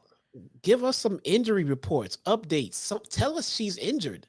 Keep her relevant somehow. It's like I'm watching the fucking Braves all season long, and then they wanna hide that their starting pitcher, their star top pitcher, is fucking injured. And they hide it. Like, well, how long is he out? What's the nature of the injury? Are we gonna see him back? I mean, holy fuck, I don't get it with these fucking wrestling companies. Who gives a shit? I want to see give me some vignettes. Like, hey, I'll be back soon. I'm gonna kick some ass. They just gone and forgotten about. We got the Gun Club. They're out there, and we have a funeral service for FTR as they lost the IWGP World Tag Team Championships at Wrestle Kingdom. So they had a funeral for the careers of FTR, Cash Wheeler, and Dax Harwood. They had posters of them on the ring, or in the ring, and Colton says he's not sure he can get through it, but he'll try. He talked about FTR traveling the world and winning a lot of tag team titles. Not AEW, though. Austin said as 2022 came to an end, their decrepit dad bods couldn't hold up. He says they lost their titles and even started a podcast no one listens to. He says they destroyed their legacy in 10 minutes. He asked them to stand up for a moment of silence in honor of FTR's career, and FTR's music hit. And apparently they were about to come down and confront the Gun Club, and their music suddenly gave way to nothing. There was no FTR. They were at Wrestle Kingdom last night. There's no way that they could have made it. Or maybe, Seattle to Japan. I don't know how long of a flight that is. Maybe. But there's no way they got out of that match and rushed their ass. No way. To do nothing on AEW television? No. The Guns laughed because the fans actually thought that they were here. He says that will never work in AEW again, and they will never work in AEW again because they are the new living legends. Top Guns out. I like that line. What is going on with it? This almost seems like a little bit of a shoot. I mean, what FTR has lost every title that they've had. They're not getting the AEW titles. Dax is being very lax about what he's talking about on his podcast. He even says that he'd love to wrestle Cody Rhodes and hopes to see him soon. Dax is getting a lot of heat for this podcast. Maybe that's what he got heat for. I'm looking at this segment. I'm like, are they not returning? Are they just ending them right now? It almost feels like that because even if they come back, you lost all these titles, and now you're feuding with the Gun Club. Boy, that seems like a wee bit of a we're gonna tuck you under here, and leave you down here for a little bit. Yeah. Your stock was too high. We're gonna kill that stock a little bit. Seems like it, man. Maybe Tony Khan didn't get a guarantee from them that they're staying. I don't know. I don't know. Wherever they go, we're going to support them because we love Dax and we love Cash. Absolutely. Jade Cargill and Red Velvet against Sky Blue and Kiera Hogan. Tony Brown, where are you, bro? Is what I want to know. Here's this damn girl, man. 7 minutes. Cargill and Red Velvet win here. Jesse, correct me if I'm wrong. I thought Red Velvet had walked away from the baddies. I thought it was already over. It seemed like they just repeated this. I thought they already got into that. Oh, well, fuck you. Okay, we at that level. Okay, me and you. Fuck, all right, we'll go at it later. And they back at it again, splitting up again. I thought they already split up. What the fuck are we doing? I mean, I couldn't give a single solitary shit about any of this. I mean, but Jade didn't look terrible tonight. She did the bare minimum as usual, but she didn't look terrible. What she did in there looked good. Red Velvet looks great. She didn't really get much time in there. Went about 7 minutes. Sky Blue and Kiera Hogan took a lot of offense here. Jade chokeslam Blue. Told Velvet she needs to win this for her. Set it up for her easy. Velvet jumped off the ring apron, said, fuck no. Blue rolled up Jade for a very close near fall. Jade fired back with a pump kick, knocked Sky Blue out. 1, 2, 3, and that was it. Goodbye. I mean, it thanks for coming. Yeah, I mean, I just don't get why. So the women perform perfectly. The segment, even happened. If you're Jade, why would you team up with this woman? You just got pissed off because you're not on the same page anymore. Why would you say, fuck that, I'm not teaming with her? Jade Cargill is 46-1. 46-1. Yes. She's not 47-0. It's 46-1. There you go, man. And if you don't think that's going to be an Easter egg in the Mother's Basement new venue, you got another thing covered, man. There's going to be a couple of Jade Easter eggs, man. We're going to have the quote that she gave me on that Halloween's Eve, right behind the bar, plaqued. It's going to be great. Oh God. It's going to be awesome. Oh, but why are you going to instigate, man? You never learn your lesson. Fuck them. They are always doing this shit, man. I live and I dwell in my mother's basement, so now I'm giving it to you. Give it to them. I'm sorry. I'm usually the one to say, no, bro, drop it, let it go, blah, blah, blah. No, they keep doing this shit, bro. Fuck it. Give it back to them. Here's what it is. It's going to be the place to be. We got Renee interviewing Jay Lethal, Jeff Jarrett. By the way, bro, it's JEFF. JARR, finish it, bro. ETT, right? I hate you so much, man. Jeff Jarrett. Sanjay Dutton sat him sing backstage. Jarrett was ranting. Renee says they'll have a no-holds-barred match at Battle of the Belts. He says they will be the new tag team champions on Friday. No, they won't. Samoa Joe versus Darby Allin, TNT title match.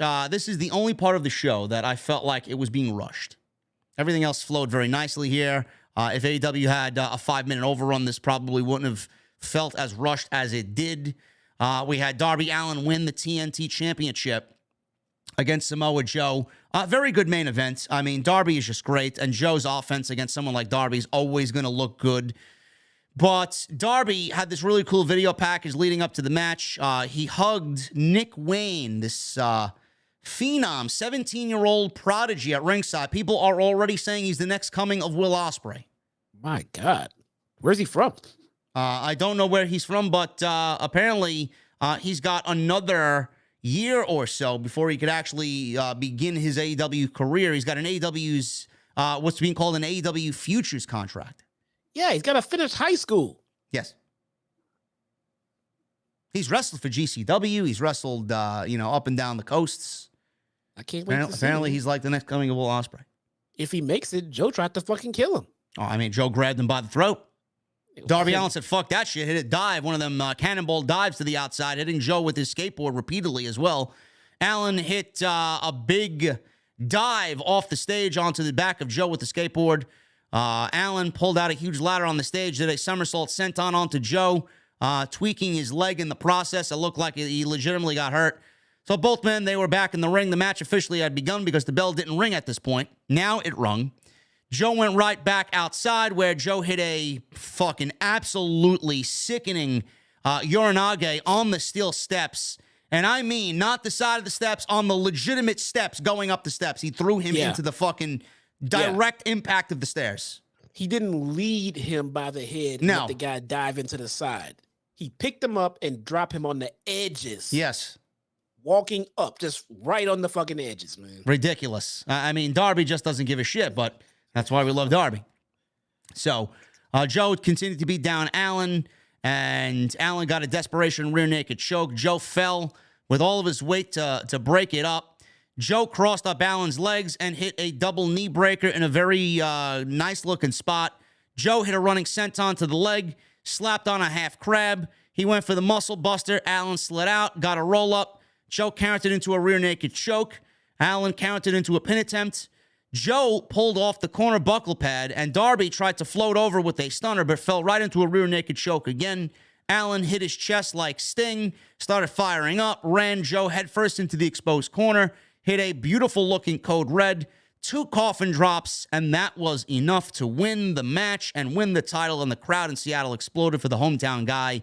Confetti shot out of the ring posts. Sting came down to the ring, lifted Allin up, and they celebrated with the TNT title to end what I thought was a very good, not a very good, an excellent AEW Dynamite tonight to start the new year. New champion, bro. We talked about this earlier. I would not have taken the title off Samoa Joe, but I'm not Tony Khan, and I don't book AEW Dynamite, but it is what it is. Yeah, I mean, I get it. Joe did have the momentum and everything. And if you wanted Darby to be champion over Joe, it's okay. But Joe's double title reign could have lasted a little bit longer. I don't know why they had to push it this soon. I know Darby was at home tonight. I get that part. But again, I wouldn't have double titled Joe like that. I really wouldn't have. They weren't even really doing anything with Joe when they gave him 2 titles. You know, granted, since he's had 2 titles, he's been a fucking boss. He's been killing it. You know, but he just didn't need 2 titles. Give him a title, let him beat Joe, the Joe that we got, and we're good. We would have been perfectly fine. For some reason, they wanted Joe to have 2 titles. Okay. Now they want Darby to have a title. You couldn't wait.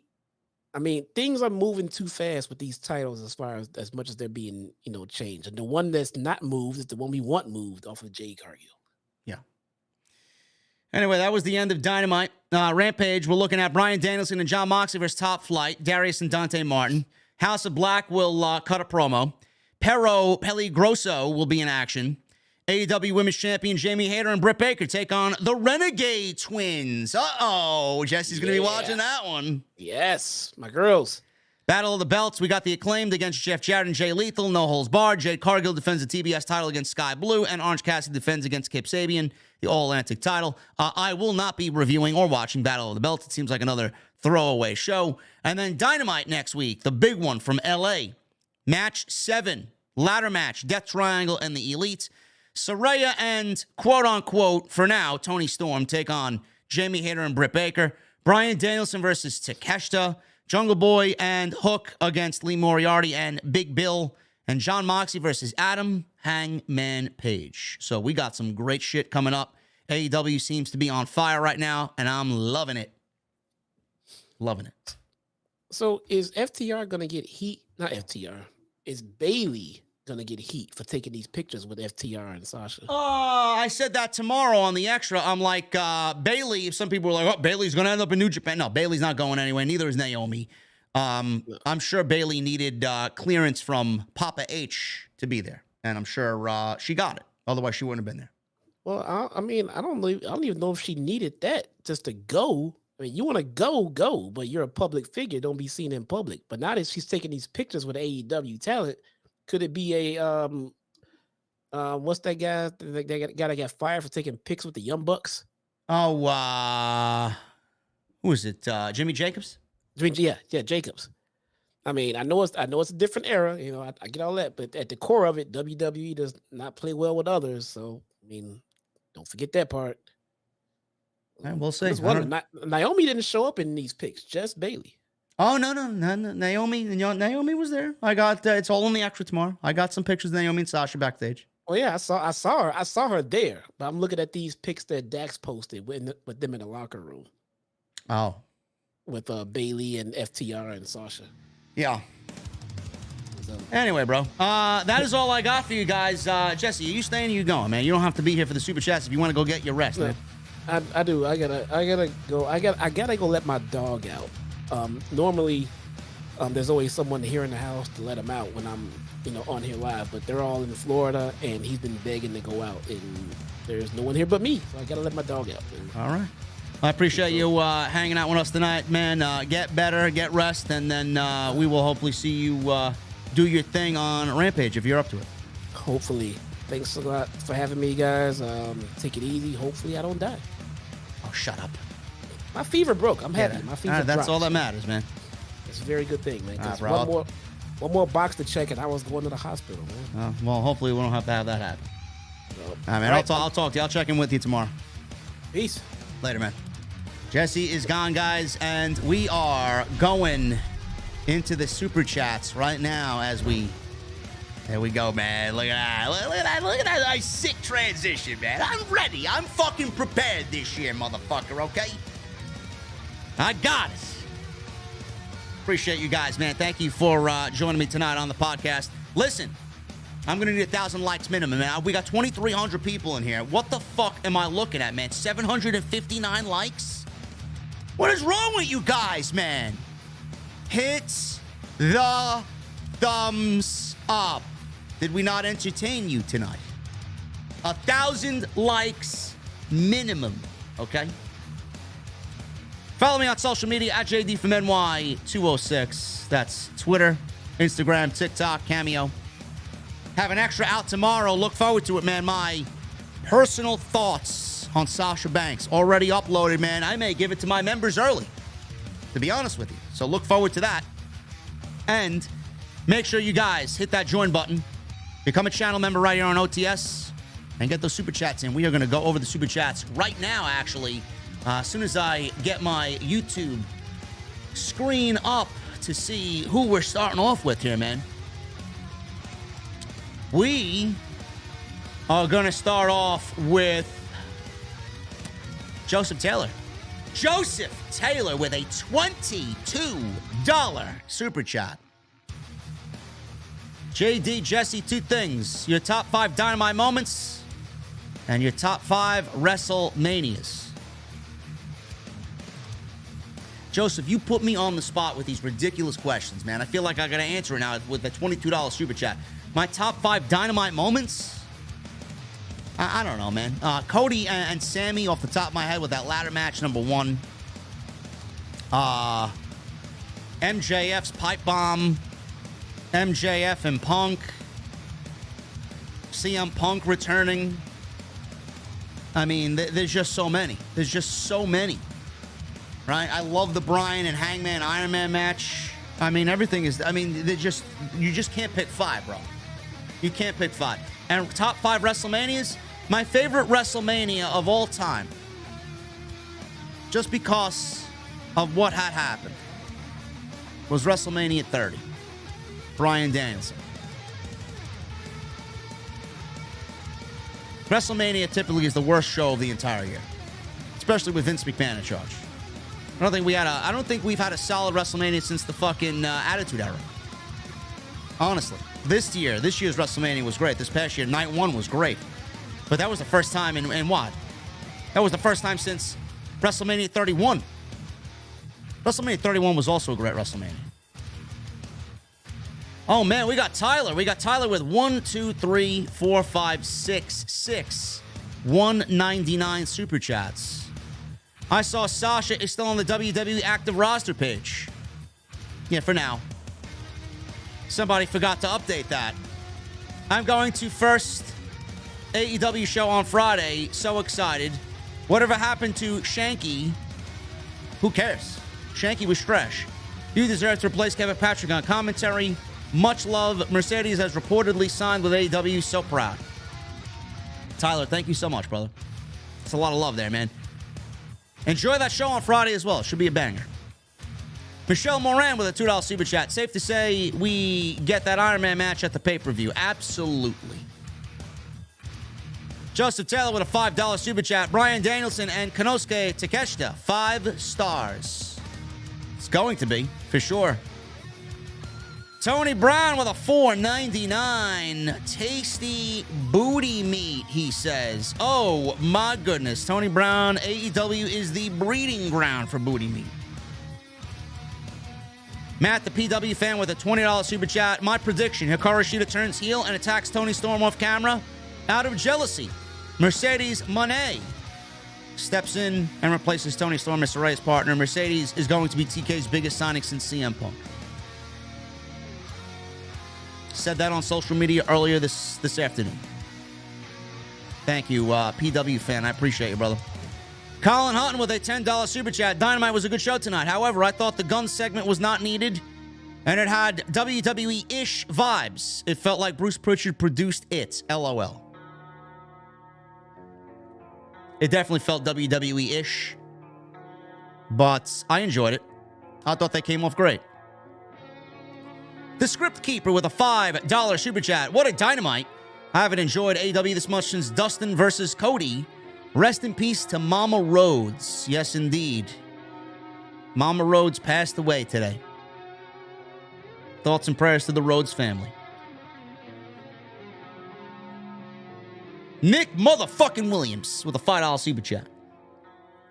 What's worse, Bill Goldberg winning the WWE title or Jeff Jarrett winning the AEW title? Nothing is worse than Bill Goldberg, bro. Nothing is worse than Bill Goldberg. Mr. Premium 2002 with a $50 super chat. Believe me, I understand the feel-good moment that was for Darby winning in his hometown, although it is really getting old trying to invest in a TNT champion only to have the title continuously being given the role of a hot potato. Could not have said it any better, Mr. Premium. That is a seriously hot potato.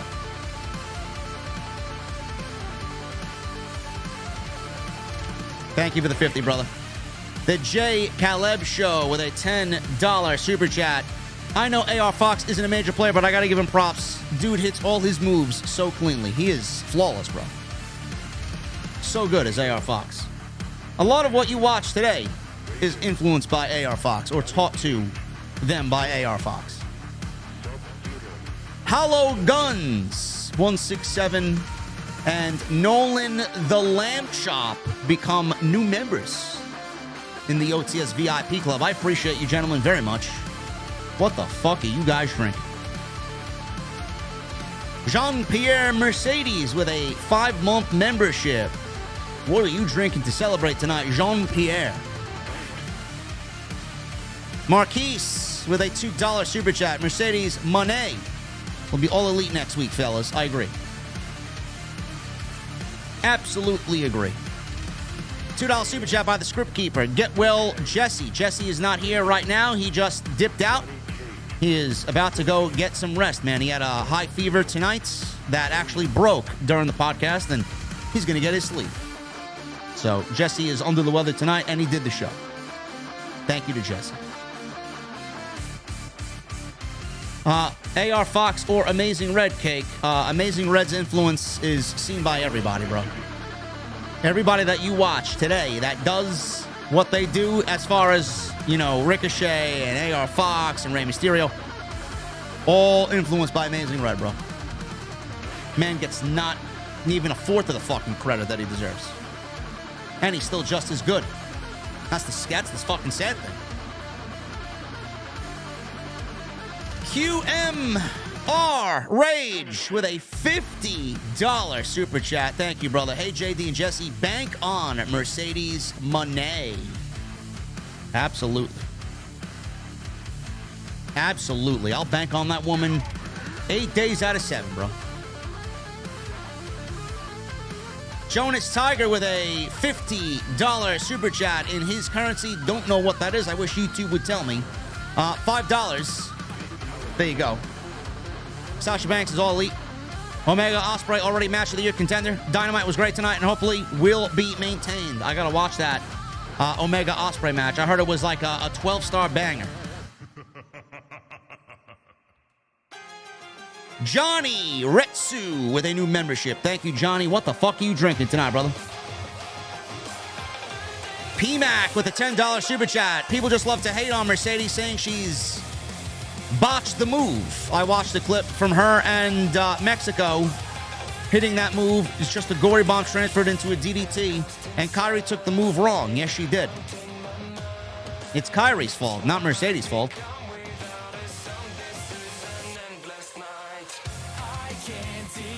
Dwayne Jackson with a $10 super chat with Mone Varnado joining. Do you think TK will know how to use her properly, or will she just be another woman on the roster? Bro, we don't know yet. She's not even there yet, man. Let's talk about this next week. Manny with a $10 super chat. Happy New Year's to you, JD, Jesse, and all the OTS family. May the awesomeness continue, and may everyone have a great 2023. Thank you, Manny, and thank you, Dwayne, for your generosity with the $10 super chats.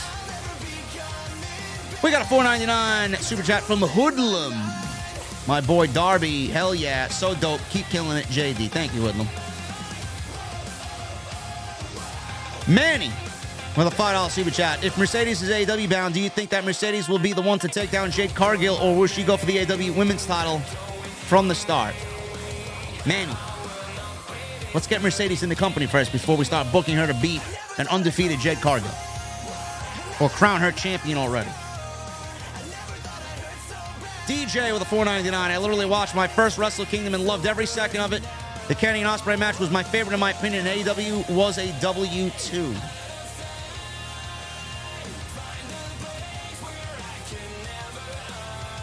I gotta watch the match. I'm not gonna watch the whole event, but I gotta watch that match. I have a feeling they'd run it back. I do have a funny feeling they'd run it back at Forbidden Door. Ospreay and Kenny, too, at Forbidden Door. If they can stay healthy. Bushi Clementine with 4 months. Thank you, brother. Don't put 2 titles on a guy. Looking at you, Roman. Roman's did pretty well for himself. Paul David Elliott with 12 months. Thank you, Paul David. Hey, guys, what 2 teams do you want to see match up in the Super Bowl? Honestly, Paul, I could not give a single shit. The Giants are in the playoffs. I'm going with the New York Giants. Just because it's a hometown team. The only New York team I do not despise. Them and the Knicks. Me Wilson with a $10 super chat. Hey, JD. It's been a while since I sent a super chat. Thank you, Me Wilson. But I've been keeping up with the show. I'm happy that Mercedes is staying in pro wrestling. I'm supporting her no matter what she does. Happy for her. Happy to hear that. She deserves the respect and support. Golden Boy with a $10 super chat. Guys, did you see how much a stand-up guy Jericho is? He gave $5,000 in donations to Hamlin, but misspelled his name, so he went back and donated another $5,000 just so he spelled his name correctly. Jericho's a class act, bro. Jericho's a class act. No doubt about it. The little Kev with a $19.99 super chat. I would have Swerve take the title from Darby. I'd like that. I think that'd be great. Golden Boy with the $2 super chat. JD Satnam Singh dropped F-bombs that caught also. I did not see that. I did not hear that.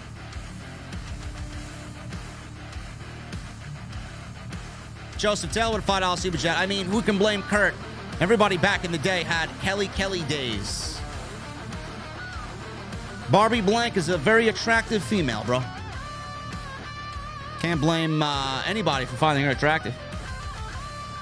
Drizzy Drew, 2 $1.99 super chats. Tag, title, direction, Acclaimed, Gun Club, FTR.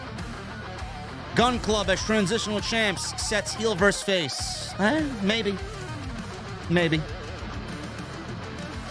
Phil with a 13 months. I appreciate you, Phil. Love the new presentation for Dynamite. A more professional look to it, which was needed.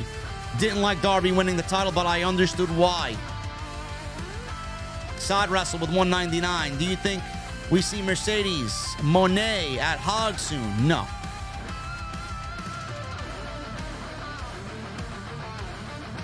Mercedes is not cheap, bro. And if Tony Khan is signing her, He's not letting that investment do indie shows. Phil with a $9.99. There's absolutely no way Tony will be Saraya's partner next week. I think Shida turns heel and attacks Tony, leading to Saraya scrambling to find a new partner. What do you think? Same thing we said on the show tonight, Phil. That's what I think is going to happen. The Script Keeper with a $5 super chat. They really need to get Alan Angels and Stu Grayson back and reunite Dark Order and book them to be the next big thing. I'd love to see Stu Grayson back. I think Stu Grayson is fucking great. Him and Evil Uno were a great tag team. Phil with a $9.99. Also, for some reason, and I don't know why I thought this, but I thought Sting was about to turn on Darby after the win. For some reason, that looked strange to me. Was I reading too much into that? Yes, Phil. That would be silly to have Sting turn on Darby. Then what are we going to get? Darby versus Sting for the TNT title? Come on. Michael McGee with a $4.99. Looking forward to the LA show. I think Adam Cole interferes and costs the Elite the Trios titles, and Snoop Dogg comes out and sings Mercedes' theme. Possibility. It's a possibility. I do not think that her theme that we heard at New Japan is her official theme. There's no way that's a Mikey Ruckus production. No way. Brandon James Shea with a 4-month membership. Thank you, Brandon. Script Keeper, $2 super chat. MJF and Danielson for 60 minutes. Take my money. Willem Hendrick Fuller with 25 months and a golden microphone for the first time. Oh, my goodness. JD and Jesse, thank you for being the highlights in the IWC. I literally just watch and follow you. Thank you for always speaking the truth no matter what. Phil, Willem, thank you so much. And Phil, thank you too, bro. Willem, thank you so much, brother. That means a lot to me, bro. Thank you so much. Portillo, 6 months. Great show tonight. Do you see the AEW Power Rankings coming back? The rankings would typically restart in January, but last updated on 8/31/22. No. They phased them out a long time ago. Man of 1,005 holds. Thank you so much, brother. 16-month membership. Great AEW to start out the new year. Wouldn't it make sense for Shida to attack Saraya since she made the decision and insulted her, not Tony? You would think, right? But I mean, Shida feuding with Saraya doesn't really make a lot of sense. It's not really an eye-grabbing match. Now, Saraya and Mercedes teaming up, there's a lot of history there. That's what they're going for. Jedi Joker, 19 months. Thank you, brother. AEW got a charcuterie board of booty meat. Tony Storm, Red Velvet, DMD, Sky Blue, and yes, even Aubrey Edwards. To each his own, bro. All I need is some Tony time. That's it for me. Everybody else, you can argue and fight over everybody else. I'm on Tony time. Michael McGee with a $4.99. Keep up the great work, JD and Jesse. Do you see Mox turning heel next week? And how long does Darby hold the TNT title? Any update on the Rollins injury? No update on Rollins. I just think Rollins is very good at what he does. I don't know how long Darby holds the TNT title. Maybe we see Miro. Maybe we see Malachi. Maybe we see Swerve. There are people. It all is up to Tony Khan. And do I see Moxley turning heel? The possibility, bro, is there. Absolutely. Script Keeper with a $5 super chat. Great show, guys. But I got one question for the chat. Why can't y'all hit the thumbs up? Love you, JD and J. I don't know. I mean, 1,000 likes is all I ask. We got 2,500 people in here tonight, man. All I ask is 1,000 likes. Philippe selling us with a new membership. Thank you, Philippe. What are you drinking tonight, brother? Golden Boy with a $2 super chat. JD, thanks for all that you do. Safe travels tomorrow. Thank you, brother. Hollywood Guy with a $5 super chat. JD, how are you liking the new WWE 2K22 game? Did you enjoy the GM mode or could it have been better? Bro, I I thought it sucked. I stopped playing, bro. It's just utterly, utterly, utterly boring. Nothing new. Anybody that plays that game religiously is fucking mental. Francisco with 8 months in the VIP club. Thank you, brother. 8 months and no regrets. This is hands down the best podcast in the IWC, and it's only going to get better. Hashtag OTS for life. Thank you, Francisco. And then he gives me a $5 super chat. I don't think Bayley will get any heat. I remember Liv taking pics with MJF and then posting them while she was champ, and nothing happened. You make a point, Francisco. Triple H is very laxed. These are guys, especially in that sense, he wants MJF. So who gives a shit, right? Matthew Sandate with a $4.99. Enjoyed my first AEW show live in Seattle tonight. Appreciate everything you do, JD. Thank you, Matthew. I hope you had a great time. Kalo does everything with a $4.99. Cheers to you, JD. Have a great night. Thank you, Kalo. An American rock star, Patrick Palmer, with a 5-month membership in the VIP club. 5 months of heading to the venue and drinking fine beverages. Absolutely. Absolutely. As long as they're cold, Patrick. That's all that matters to me. Thank you for the $4.99 Kalo, and thank you for the 5 months, American rock star Patrick Palmer, man. Guys, we are getting out of here, man. I got to pack up. I got to hit the road at 7:30. Flight at 9:30. We're going to Nashville, Tennessee for a couple of days, man. I got business to take care of down there. Plus, I got Jack Daniels to drink, so why the fuck not, man? Why the fuck not? Guys, thank you for a great stream. I appreciate it. Jesse was with me tonight. If you didn't see him during the Super Chats, that means he is in bed sleeping, hopefully. He came down with a bout of COVID, and hopefully he gets better relatively soon. But Jesse will be back hopefully next week, 100%. So that was that. And I appreciate you all joining me tonight on what was a very good podcast. Very good AEW Dynamite. Great, actually. Great start to the new year. And we are rocking and rolling with AEW. They seem to be hitting their stride once again. Ladies and gentlemen, make sure you guys check the subscription boxes tomorrow. We got an extra going up, 40 minutes or so, roughly coming in at 41 minutes extra tomorrow. There'll be some YouTube shorts. We got tons of stuff coming. So make sure you guys subscribe. Hit that subscribe button and turn on the bell for notifications. Follow me on social media at JDfromNY206. That's Twitter, Instagram, TikTok, and Cameo. Go check out all the other content on the channel. And next time you see me, we'll be live. I don't know if I'm taking the venue with me, so you might not be seeing the green screen in Tennessee. I just may be bare bones. No reason to take this fucking monster thing with me. But I'll be live on Friday one way or another. And we'll get the job done on Friday night after SmackDown. Guys, I need those ace emojis in the chat. I need those Mustang emojis in the chat. I need those rock on emojis in the chat. And I need that music on max. Thank you for a great stream, guys. AEW Dynamite tonight in the books. Great start to the new year. And I will see you all on Friday night live right here on Off the Script. I'll see you guys later.